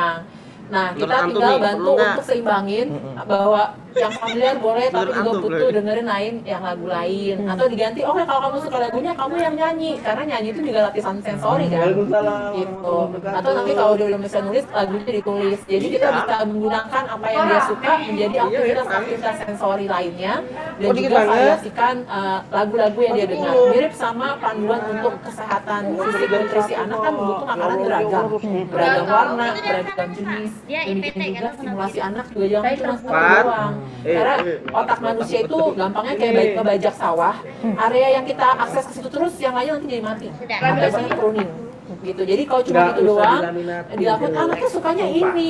Kita justru peran kita dari orang tua, orang dewasa, dia sukanya itu kita yang kenalin ada hal-hal lain. Termasuk sama remaja. Misalnya remaja akan sangat defensif kayak aku cuma lakuin yang aku suka hidup ini, hidup itu ada yang lain. Tinggal nanti kita latihan cara ngomongnya antara masa dia nggak mau coba atau kayak acara-acara agak-agak kayak moderator itu ya kayak aku tahu mama tahu papa tahu kamu sukanya ini tante tahu kamu sukanya ini tapi kita perlu coba ini loh gitu jadi pendekatan yang lebih smooth itu diperlukan supaya stimulasinya lebih beragam. Kalau yang tentang brain popcorn itu sebenarnya tuh istilah pop aja nggak itu bukan istilah diagnosa medis atau klinis tapi pastikan tadi dari piramida belajarnya itu apakah stimulasi sudah cukup kita berikan dan kalau di Indonesia juga saya rasa ada panduan tentang bagaimana tumbuh kembang anak, stimulasi anak atau bisa dicari online kita patokannya ke situ aja gitu. Terima kasih. Oke, terima kasih Kak Ana. Tapi balikin. Nah sekarang kita juga ada yang bertanya nih di kolom ya Kak Itin. Boleh dibuka untuk kolom Q&A-nya. Selesaikan penelitian. Oke, ini sudah ada banyak sekali ya pertanyaan ya. Nanti kita akan coba bacakan. Ini nih pertanyaannya. Boleh. Pertanyaannya adalah dari Anonymous ya. Bagaimana cara agar anak-anak tidak kecanduan berikut ini terjadi di keponakan saya karena orang tuanya mengenalkan handphone sejak mereka usia dini. Itu juga tadi saya juga sempat bertanya ya, khususnya klien-klien yang datang ke Kak Anas gitu ya, sampai sejauh apa sih sampai akhirnya dia harus datang ke psikolog anak seperti itu ya? Apakah harus sampai kecanduan seperti itu atau mungkin ada gejala-gejala yang oh ini memang sudah harus datang ke orang yang lebih paham begitu. Dari beliau 2-3 hari. Oke. Nanti Kalau yang bisa saya jelaskan jadi yang pertama dari kan yang tahu tuh. Panduan UNICEF juga pasti teman-teman bisa lihat bahwa siapa kita di hidup anak itu teman-teman yang bisa kita lakukan. Itu seringkali yang belajar yang concern tuh lebih sering memang orang tantenya dibanding orang tuanya sendiri gitu ya.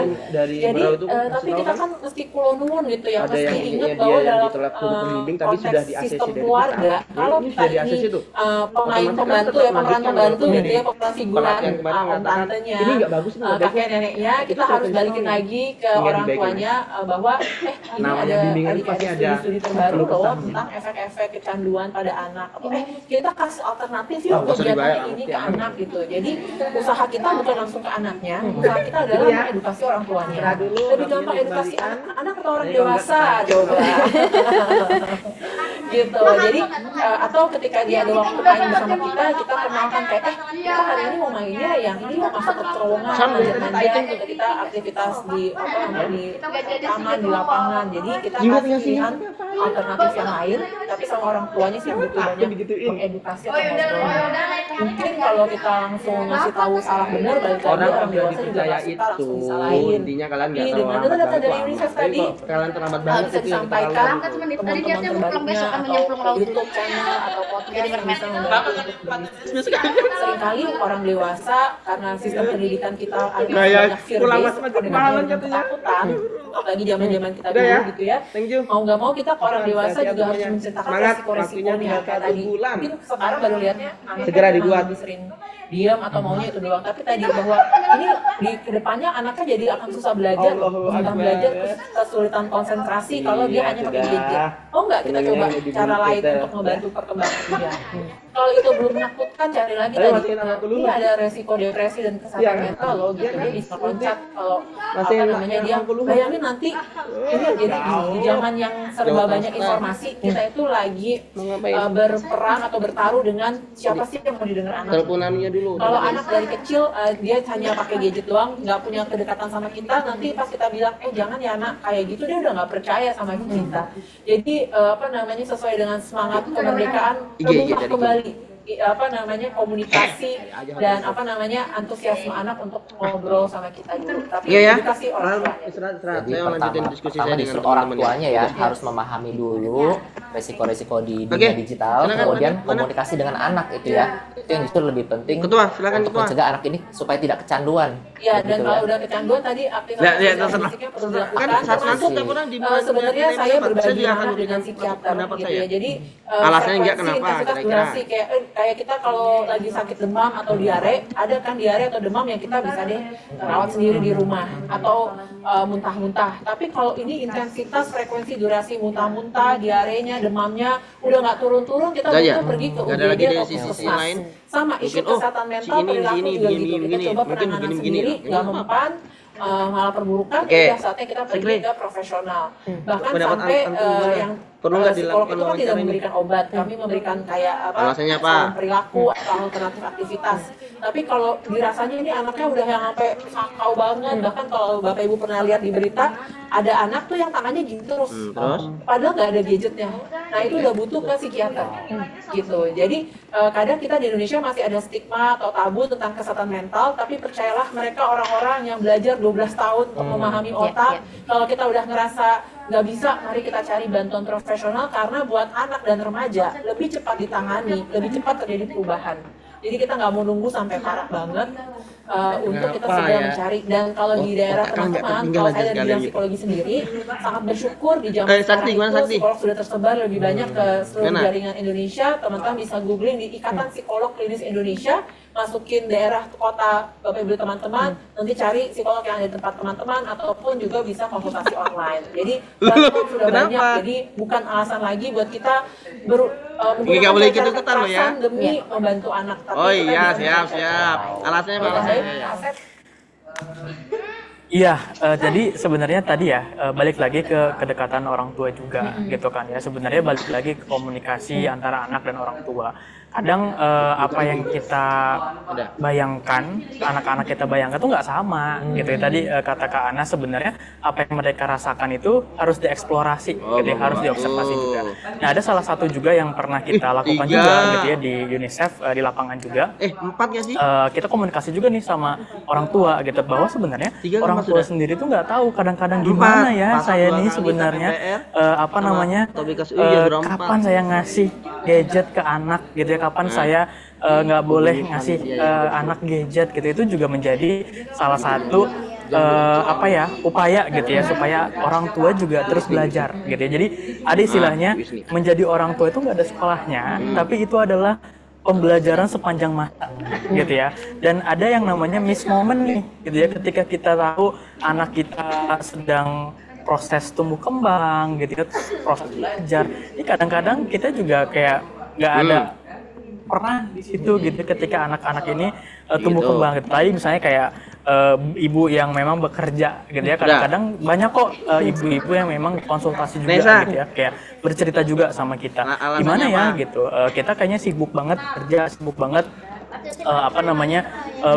lebih banyak ngurus kerjaan gitu ya dibanding ngurus anak di rumah gitu. Padahal sebenarnya ada yang namanya miss moment nih kadang-kadang gitu, kayak misalnya ada waktu makan bersama tapi kadang-kadang ibunya juga sibuk megang handphone itu. Padahal sebenarnya ada tuh waktu momen untuk makan bareng. Tadi kata Kak Anas, coba deh ajak gitu ya anaknya bicara gitu, kayak gimana deh gitu hari ini, seperti apa yang kamu suka, apa yang kamu tidak suka alami pada hari ini misalnya kayak gitu. Nah, ada sebenarnya miss moment di mana orang tua ini perlu mengidentifikasi lebih dalam gitu. Kapan sih sebenarnya momen-momen di mana ada opportunity gitu ya, kesempatan membangun bonding yang kuat gitu ya antara anak sama orang tua gitu, di mana nanti ke depannya ketika misalnya ada apa-apa, anak juga bisa ngobrol gitu ya sama orang tua. Kadang-kadang sekarang tuh kan anak-anak ini lebih suka ngobrol sama temannya, gimana temannya juga nggak tahu apa-apa ya, Kak Anas gitu sama gitu kan. Kalau ini cerita sama orang yang sama-sama pengetahuannya satu level gitu. Jadi nggak ada solusi yang akan disampaikan gitu, tapi coba deh gitu ya membangun bonding dengan orang tua, membangun bonding dengan anak, gimana caranya supaya anak juga bisa ngobrol nih sama orang tua. Itu sih. Oke, nah Kak Etin banyak banget yang nanya ya. Nah, di sini panitia sudah memberikan beberapa pertanyaan juga dari Bapak Surya Atmaja ya. Di sini di Q&A box menanyakan, "Hai Kak, tadi kalau tidak salah sudah dijelaskan oleh Kak Asep ya, ada bahasa-bahasa tertentu ya yang kadang orang tua tidak paham. Contohnya aku ingin makan pizza ya, seperti tadi yang disampaikan. Nah, itu artinya malah negatif. Nah, apakah boleh diberikan contoh lainnya, Kak Asep ya? Atau mungkin Kak Anas juga kalau pernah ada seperti itu ya? Apakah di sini sebagai orang tua bisa lebih awas dalam berkomunikasi dengan anak-anak atau remaja? Tadi disampaikan oleh Kak Anas ya, yang Asep ya. Baik, mungkin boleh nggak ada, jadi teman-teman Bapak Ibu juga bisa paham, oh ya ternyata ini artinya seperti ini. Betul. Nah, ini sebenarnya juga kemarin kita juga ngobrol juga gitu ya sama teman-teman tech industry gitu ya, atau pengembang games gitu ya. Sebenarnya banyak sekali bahasa-bahasa yang diciptakan melalui games tersebut. Gitu ya. Jadi jangan sampai gini. Ketika anak itu main games, bukan berarti dia semata-mata main games doang, gitu kan. Jadi di situ tuh ada informasi-informasi, bahasa-bahasa yang disampaikan gitu ya di sana, di games tersebut gitu. Dan bahasa-bahasa ini terus kita harus tahu melalui ngobrol langsung gitu dengan anak-anaknya. Kita nggak akan tahu sebenarnya arti dari makna itu tuh apa sih sebenarnya dari emoticon tersebut, selain kita ngobrol langsung sama anaknya gitu deh. Kamu tuh ngapain sih gitu? Kenapa sih orang-orang suka banget kirim emoticon punten gitu kan? Kalau orang kita tuh sangat-sangat bisa menggunakan masih dia ngomong tuh kita tuh nggak tahu betul banget ada gini saya nggak tahu, saya tanya boleh tahu nggak sih ini tuh apa gitu. Jadi nuansa kita bertanya, ekspresi wajahnya juga yang bukan menghakimi tapi emang pengen tahu, curiosity-nya gitu ya, dipakai untuk itu maksudnya apa ya. Benar. Gitu. Oh gitu makasih ya udah kasih tahu gitu. Jadi kita jangan langsung kayak tahu nggak itu apa maknanya gitu. Jadi memang kita ini banyak banget dalam interaksi yang sama anak. Jadi diakurnya karena pertanyaannya komunikasi dengan anaknya dulu, relationship saya wawancara jangan basic komunikasi yang sehat, yang aman gitu ya. Jadi kalau kita langsung kayak terus? orang ngobrolnya udah kayak lebar panah doang, tang gitu, siapa yang mau ngobrol gitu ya sama anak remajanya gitu. Jadi pertanyaan wawancara jangan penting basic. sekali kita jadi orang tua itu menggunakan kemampuan mengobservasi, mencari tahu AGM. gitu ya. Kalau buat kita bikin produk baru aja kita mau cari tahu, cobain dulu nih menu ini, tanya dulu customernya, sama anak juga perlu ilmu kayak gitu sih. Untuk kita tanya dulu, cari tahu. Dan apalagi kita di Indonesia itu beragam banget tempat tinggalnya. Satu kata satu tempat yang lain beda-beda artinya, beda generasi juga beda pemahamannya. Jadi buka pikiran hati masih kita dengan saya pengen tahu hidup kamu tuh kayak gimana, ini kalimatnya apa, dan saya mau bertanya karena saya pengen tahu, dan saya rasa sayang saya wujudin dengan pengen tahu sih. Jadi jangan rasa sayangnya hanya diwujudin dengan marah-marah karena khawatir. Mungkin kita juga bawaan karena khawatir jadi marah-marah, tapi kita perlu benar-benar attitude-nya tadi ada yang mau tahu, dan itu akan membuat mereka jadi lebih mau cerita sama kita dan diapresiasi tadi ya. Terima kasih ya udah mengasih tahu ini gitu ya. Kadang-kadang kita bisa ini loh main bareng sama mereka.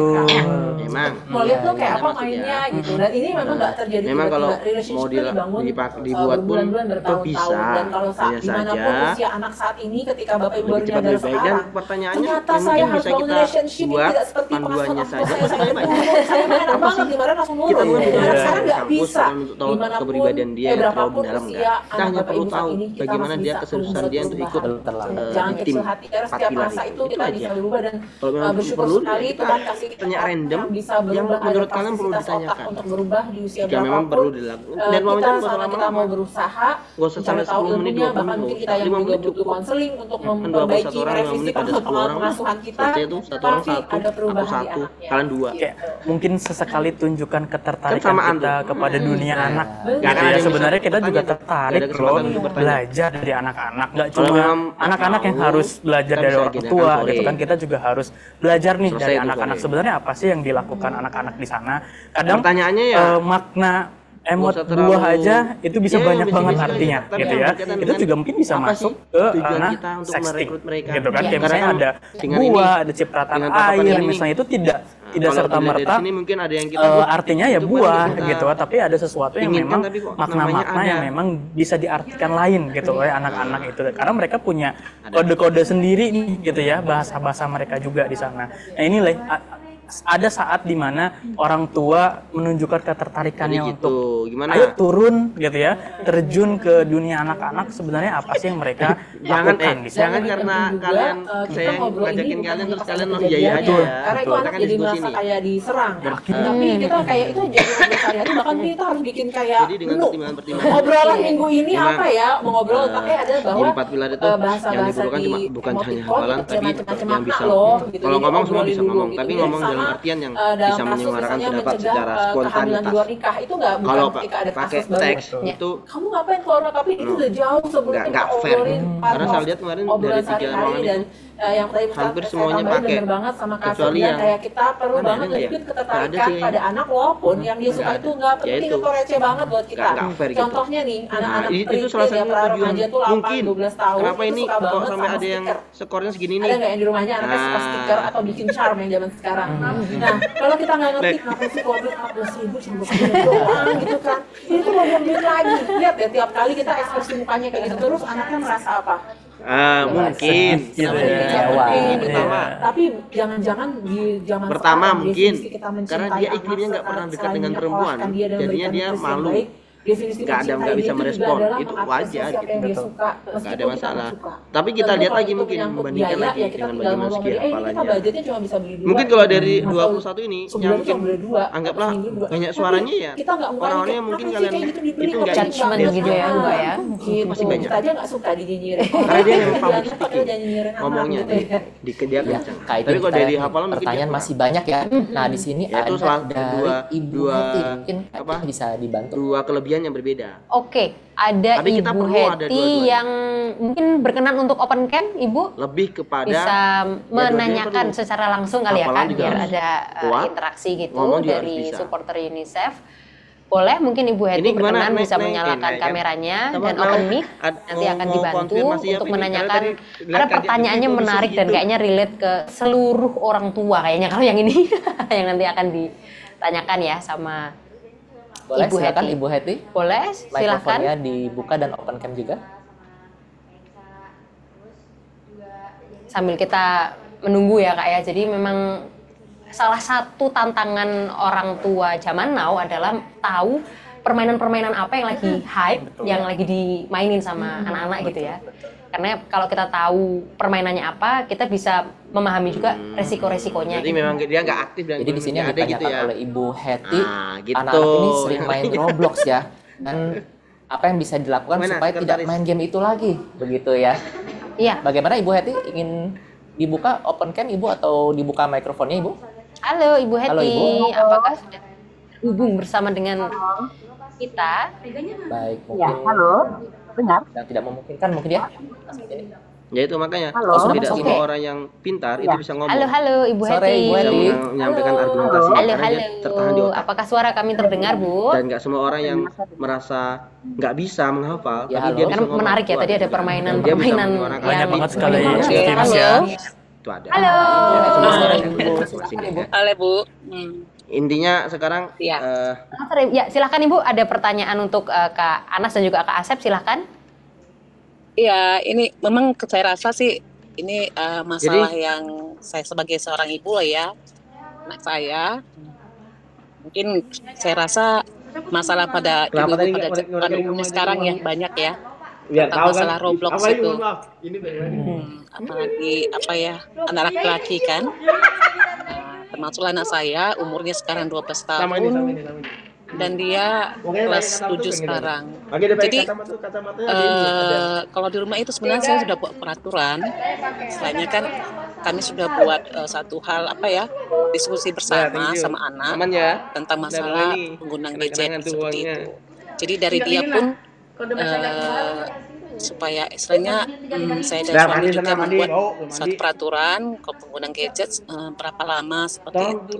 Tapi tetapnya saja anak-anak ini sepertinya mungkin karena kita sering membuat urusan keluar atau gimana, dimanfaatkannya hal-hal waktu yang ada itu untuk Jadi, tetap dia bermain gimana? itu gitu Roblox itu. Jadi Wawancara, saya melihat saya kembalikan lagi ke forum. kesulitannya itu adalah Iya kayak atau enggak, ketagihan itu dengan game online itu. Jadi saya mau apa ya? Apa? Apa, Sekretaris masih adakah keberatan gitu. dari Bu Anas atau Bapak ya yang Wawancaranya panel kita saat simpel-simpel ini aja. ada Pertanyaan nggak apa sih mungkin kira-kira? saran atau cara yang terbaik lah untuk anak ini supaya makinnya mereka bisa memahami sebenarnya bahwa game-game seperti itu bisa istilahnya mungkin saya yakin beda-beda. itu akan merusak Ya kan ada dia kita 11 perkembangan orang nih otaknya, sama saya. perkembangan Mereka emosinya 21 tuh. seperti itu. Itu yang saya takutkan sebenarnya Lalu sebagai orang selesai tua. satu, Mungkin keluar itu aja itu yang sebenarnya ya langsung masuk. meminta nggak ada apa lagi ya perbincangan. saran-saran lah Ada pun nanti bagaimana mereka apa yang ngomong, harus saya "Tadi kamu lakukan tanyain untuk apa?" Itu ya anak saya mereka itu. sudah. Itu aja Bu. Kita nilainya. Terima Kita hanya kasih. memberikan, kita bukan menilai anunya ya. Boleh, silakan, Berapa, nggak Kak apa-apa, Anas. dan mungkin hanya si ini tadi terima ini kasih loh. Bu udah dia menceritakan menyampaikan usia seperti anaknya ini. di 12 tahun sekarang ya. Nah sebenarnya Atau ini juga mungkin secara mau pakai umum kertas Bapak aja Ibu bisa. kalau anak kita suka Kira-kira melanggar apa yang mau peraturan kita di tanyakan usia dari remaja kertas aja kelihatan itu Tapi bukanlah juga suatu kurang. hal yang harus langsung kita Tapi lebih panik bagus banget yang gitu. ditanya. Sama-sama. Tapi bahwa mereka itu lagi secara psikologis lagi belajar Pertanyaannya mungkin untuk contoh, testing the limit, untuk tahu pertama, batasan. apa Seperti sih yang dulu buat kita Alkis pengen jadi lakukan anak kan, orang pilar? tua bilang Karena jam dia pulang itu cuma boleh karena jam di 6, 4 kita itu pulang berapa? jam 8 malam gitu ya. Jadi cuma beda Dimarahin zaman dia. aja apa Kedua, yang apa dilanggarnya yang segini. atau batasan yang dilanggar Ketiga, ya. Tapi di usia-usia ini mereka itu tiba-tiba lagi ngumpul nggak mau jelas. mencoba tahu testing Tanpa the ada limit itu informasi, limitnya tiba-tiba sampai mana ngumpul, walaupun kok segala testingnya macam. tiap hari ya Pulangnya gitu. bisa Jadi malam-malam. sangat-sangat wajar di usia remaja itu waktu mereka santai ketika kayaknya nggak kita ada. udah ada Nah, itu kesepakatan bisa udah jadi deal di pertanyaan. keluarga bagus sekali tadi ibu Responnya anak di apa keluarga kira-kira? Ibu Alkis Happy mana sudah ada jawab gitu.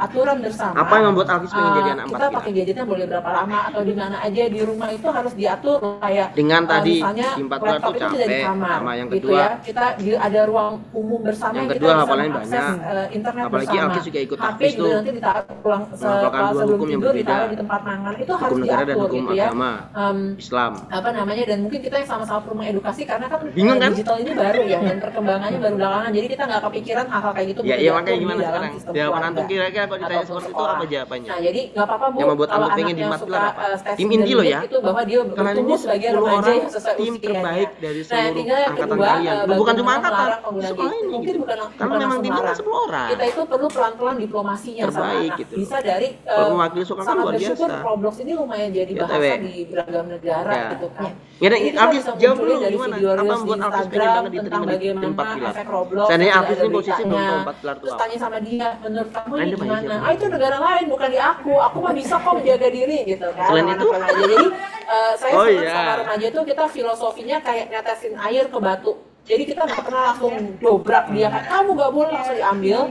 Nanti kalau dia sakit hati sama Oke. kita dan dia nggak Aku belajar sudah respect, jawab. Yang kita kedua, susah dapetin lagi kalau kamu kepercayaan nggak dia. diterima di 4 pilar Otak gimana? anak itu sangat Perasaanmu modeling. gimana? Hanya Itu karena apa? dia lebih sering merasa didengarkan, dipahami, dia bisa melakukan itu. Apakah kamu akan ada dendam Jadi yang untuk kita lakukan sister-sisternya? adalah Ya, kasih gitu. berita-berita itu. Tentu jangan langsung spam ya 20 berita dikasih dia langsung kayak apa sih mak gue gitu ya.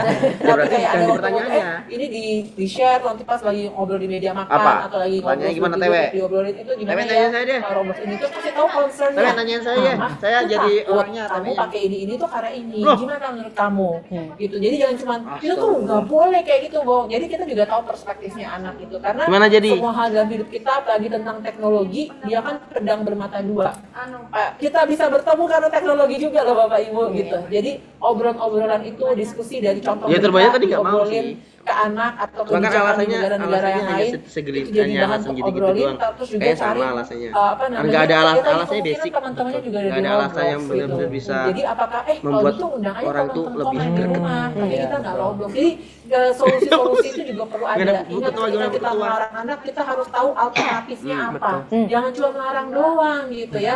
Dan itu yang perlu kita sama-sama latih. Nah, saya ada tambahan. Tadi sebenarnya udah disinggung juga sama Kak Anas, reference group gitu ya, karena kan di usia remaja 12 tahun ya tadi ya Kak Anas, penting banget buat mereka itu role modelnya, jadi reference groupnya. Oh ternyata teman-temannya juga di Roblox Oh, gitu dari ya. muka. Kalau mau ngelarang anak saya nggak main di Roblox gitu ya, terus teman-temannya ada di sana semua gitu ya, terus kayak pulang ya kan dari sekolah gitu ya, kamu nggak ada di sana padahal di Roblox kita udah main sholat-sholatan gitu kan di situ banyak banget kan, kayak mereka tuh missing out the fun gitu ya, ketika misalnya saya dilarang tapi ternyata teman-teman yang lain ada di sana juga. Tadi Kak Ana sudah Yang menyampaikan alumni juga atau non alumni? kasih anak alternatif gitu ya, kasih anak ruang untuk berdiskusi juga dengan teman-teman yang Pasti lain. aku tahu Kira-kira siapa itu. apa ya yang ingin dirubah gitu, apa ya yang ingin disodorkan ke anak-anak juga gitu, supaya enggak Ya wajar. bukannya kita mau mencegah mereka masuk tidak masuk ke Roblox, tapi yang akhirnya nanti dia akan dikucilkan di sekolah maupun di kelompok pergaulannya. Wah, itu akan jauh lebih membahayakan juga nih ya dalam citra diri si anak tersebut ketika dia dikucilkan gitu misalnya di pertemanannya di sana. Nah, sehingga ini juga penting nih untuk bagaimana sebenarnya kita menganalisa juga nih reference grupnya siapa nih, teman-temannya siapa aja gitu ya, ngapain aja mereka, kira-kira alternatifnya apa yang akan kita tawarkan, tidak hanya untuk anak-anak kita tapi reference grupnya tadi gitu ya. Jadi kelompok-kelompoknya mereka gimana caranya mereka juga tidak terlalu banyak gitu ya bermain di Roblox tersebut, dan mungkin ada jam-jamnya, ada aktivitas yang lain yang memang bisa ditawarkan untuk bermain bersama juga gitu ya dengan teman-teman dengan temennya gimana, dengan gurunya gimana, dengan orang yang lebih tua bagaimana, itu perlu juga benar. Dan sekolah-sekolah itu Jadi juga wajar. perlu ambil bagian dari Jadi kalau memang bukan kita berarti nggak itu tuh di luar jam sekolah wawancara, itu oke, bukan kita kita, sepakati tapi tidak ada kalau ini wawancara, jadi salah satu berarti kita hanya bahasan perlu di sekolah, untuk topik anak kasus juga sekali lebih lagi. teredukasi. Dan nanti di waktu Ya. di luar sekolah itu yang nanti kita cari Apa waktu itu? bersamanya seperti apa.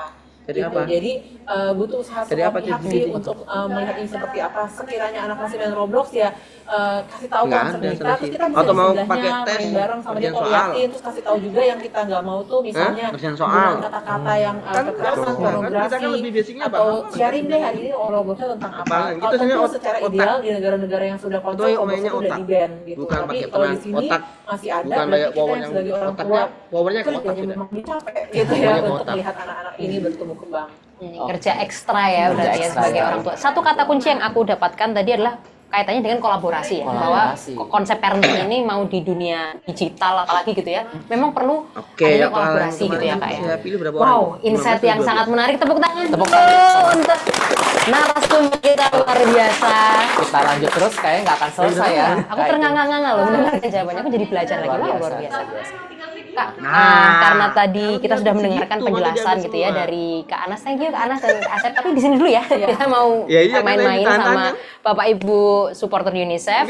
tadi di awal kita sudah ada itu. mengisi Mentimeter soal mitos dan fakta. Sekarang kita akan mengajak Bapak Ibu supporter untuk main games lagi, tapi kali ini gamesnya mungkin kita mau ini ya melihat sejauh mana gitu Bapak Ibu tadi mengikuti kegiatan kita, obrolan kita hari ini, karena harapannya nanti yang disampaikan sama Kak Anas maupun Kak Asep bisa disebarluaskan, nggak hanya di Zoom ini saja.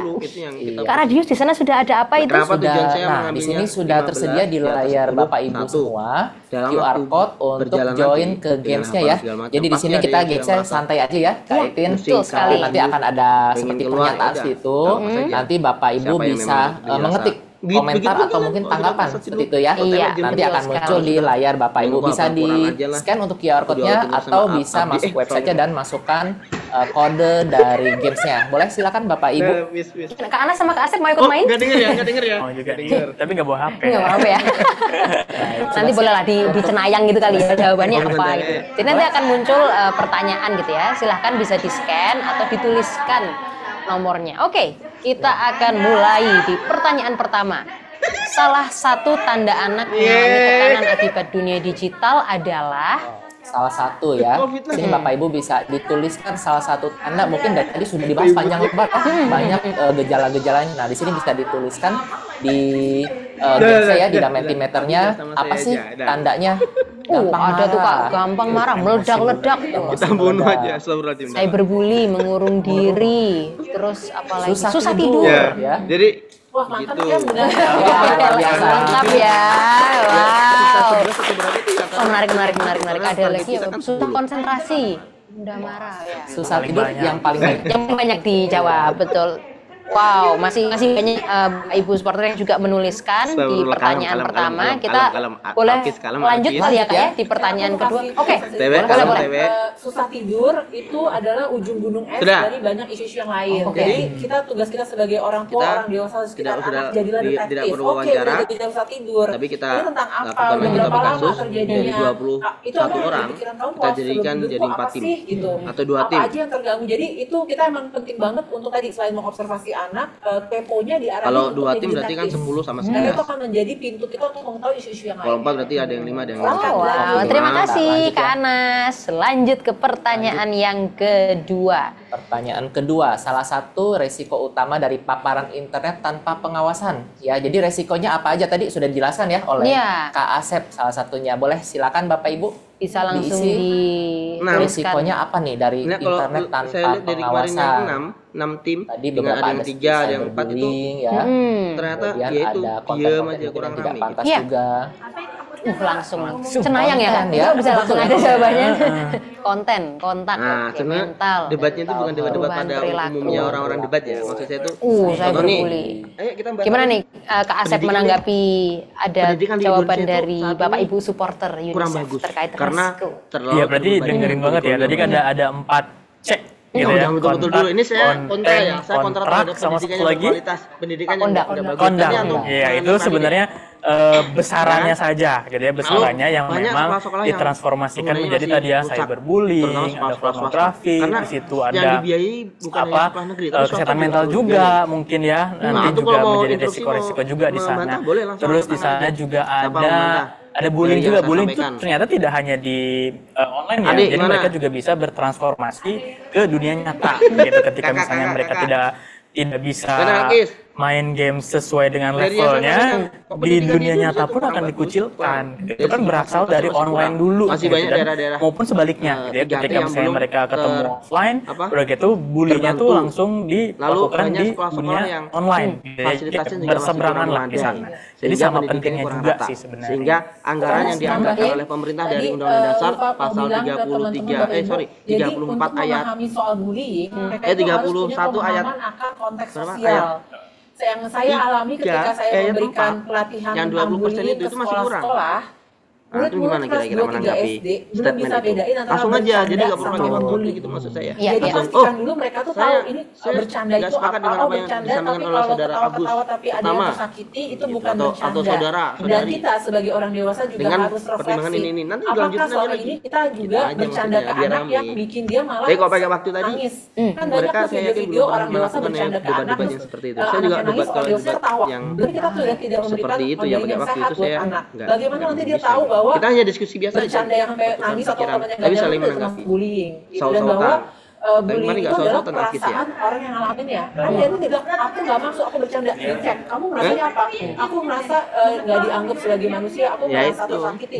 So itu udah oke. Maksud saya. Jadi kita orang dewasanya juga perlu tahu gitu ya, bahwa konsep bercanda dan bullying itu perlu dipahami dulu sama-sama. Nah, untuk materinya, kalian mau materi apa? Orang dewasa jangan-jangan misalnya ada nih yang kayak saya tadi melihat dari buku itu anaknya nggak mau dikritikin, anaknya kali nggak mau, itu pun bisa jadi bullying loh. Kalau dia udah bilang aku nggak mau, kita paksain terus. Jadi kita sama-sama perlu mengenali, memastikan dia udah paham belum antara bercanda sama ngebully itu. Wow, terima kasih Kak Anas, Kang Asep. Kita akan lanjut ke pertanyaan yang selanjutnya. Nah ini tadi sempat kita singgung di awal ya Kak. Kampanye UNICEF yang melibatkan anak muda untuk menjaga keamanan digital bernama inisialnya Jaga. Belakangnya silahkan. Silahkan bisa dilanjutkan. Oke, ada Oksea. Ini pokoknya awalnya Jaga, belakangnya bisa ditambahkan sendiri ya. Kalau Oksea itu apa? Jadi harusnya yang situ C ya. Jadi Oksea harusnya OCSEA. Jadi online child sexual exploitation and abuse. Lebih lengkapnya nih Pak Asep memahami sekali nih. Singkatnya apa Oksea itu? Ini ada kekerasan atau eksploitasi seksual yang dialami oleh anak di dunia online. Tapi semakin banyak tim, kita singkatnya Oksea supaya lebih maksudnya kita hanya kasih ear friendly gitu ya, didengar tuh kayak lebih enak dan lebih diingat juga. Oh ternyata ini loh pengalaman Oksea yang dialami di dunia maya yang harus teman-teman hindari juga gitu ya. Ya ada yang jauh juga nih. Ada Jaga bareng, mantap. Keren. Betul jawabannya. Yang menarik ya tadi di Jaga bareng. Soal Jaga bareng ini nanti aku akan mungkin menceritakan kali ya Kak ya. Makanya tetap stay tune di sini karena aku akan menceritakan soal Jaga bareng apa sih yang sudah dilakukan sama anak-anak muda, apalagi yang terlibat dengan campaign UNICEF ini ya. Pancasila perlu dijadikan. Oke, kita akan lanjut ke pertanyaan terakhir lah ini. Pesan kunci dari Mitra Muda hari ini adalah, ini silahkan mungkin dari Bapak Ibu supporter ya bisa menuliskan kira-kira yang tadi kita obrolkan gitu kali ya, apa-apa yang nempel nih, kesimpulannya yang nempel di Bapak Ibu supporter apa saja bisa dituliskan. Mitra muda tuh kami. Mitra muda, semuanya muda ya. Jadi apa yang didapat dari Bapak Ibu dari mendengarkan talk show sharing, ada sedikit paparan data. Sebenarnya kita menyiapkan slide juga, nanti mungkin bisa didistribusikan slide-nya juga untuk panduan. Tapi ada nggak 1-2 kalimat atau kata insight dari nomor 2 enggak. Kita sebenarnya ngalamin sehari-hari topik ini, tapi apakah dari diskusi hari ini bisa menambahkan berprestasi, pengiriman tenaga kerja Indonesia tidak terdidik di rumah, silahkan. Jadi memberikan feedback juga buat kami di sini. Di sini sudah ada yang sudah muncul tuh Kak, ada komunikasi dan kolaborasi antar semua pihak. Mana sama mengawasi anak ya. Jadi di sini awasi dan dampingi anak dalam setiap kegiatan. Mendidik anak butuh kerjasama, kolaborasi tadi ya. Kemudian cara kita menyelamatkan anak dari resiko digital adalah komunikasi. Ada pendekatan yang lebih smooth ya. Yang penting kita mungkin sudah terbawa emosi, ternyata kita harus punya gambaran gitu. Nah ini jadi hati-hati dalam penggunaan parenting VOC ya. Bahaya itu harus. Oke, kalau gitu di sini terima kasih Bapak Ibu supporter. Terima kasih tepuk tangan. Luar biasa. Yang sudah memberikan tanggapan ya dari apa yang disampaikan oleh narasumber hari ini, luar biasa sekali. Nah, di sini kita juga akan dengar ya kisah inspiratif ya. Kalau tadi kan kita sudah dengarkan dari sisi psikolog anak, dari sisi program UNICEF. Nah, sekarang dari apa yang dilakukan di lapangan. Iya. Nah, di sini Kak Itin adalah anggota dari Mitra Muda ya. Ya. Jadi di sini Kak Iti akan share untuk kegiatan Mitra Muda yang dilakukan 8. Kita kasih tepuk tangan. Izin kakak-kakak semua karena kita berempat adalah Mitra Muda. Jadi aku akan menceritakan Bapak Ibu supporter terkait dengan apa saja yang sudah aku dan kawan-kawan anak muda gitu ya lakukan di daerah gitu, khususnya di Jawa Tengah dan di Kabupaten Wonosobo. Salah satu hal yang kita bawa sejak 2023 itu adalah Jogo Konco. Jogo itu artinya menjaga, konco itu teman dalam bahasa Jawa. Artinya adalah gimana biar kita sebagai sesama anak itu bisa menjaga, saling menjaga gitu.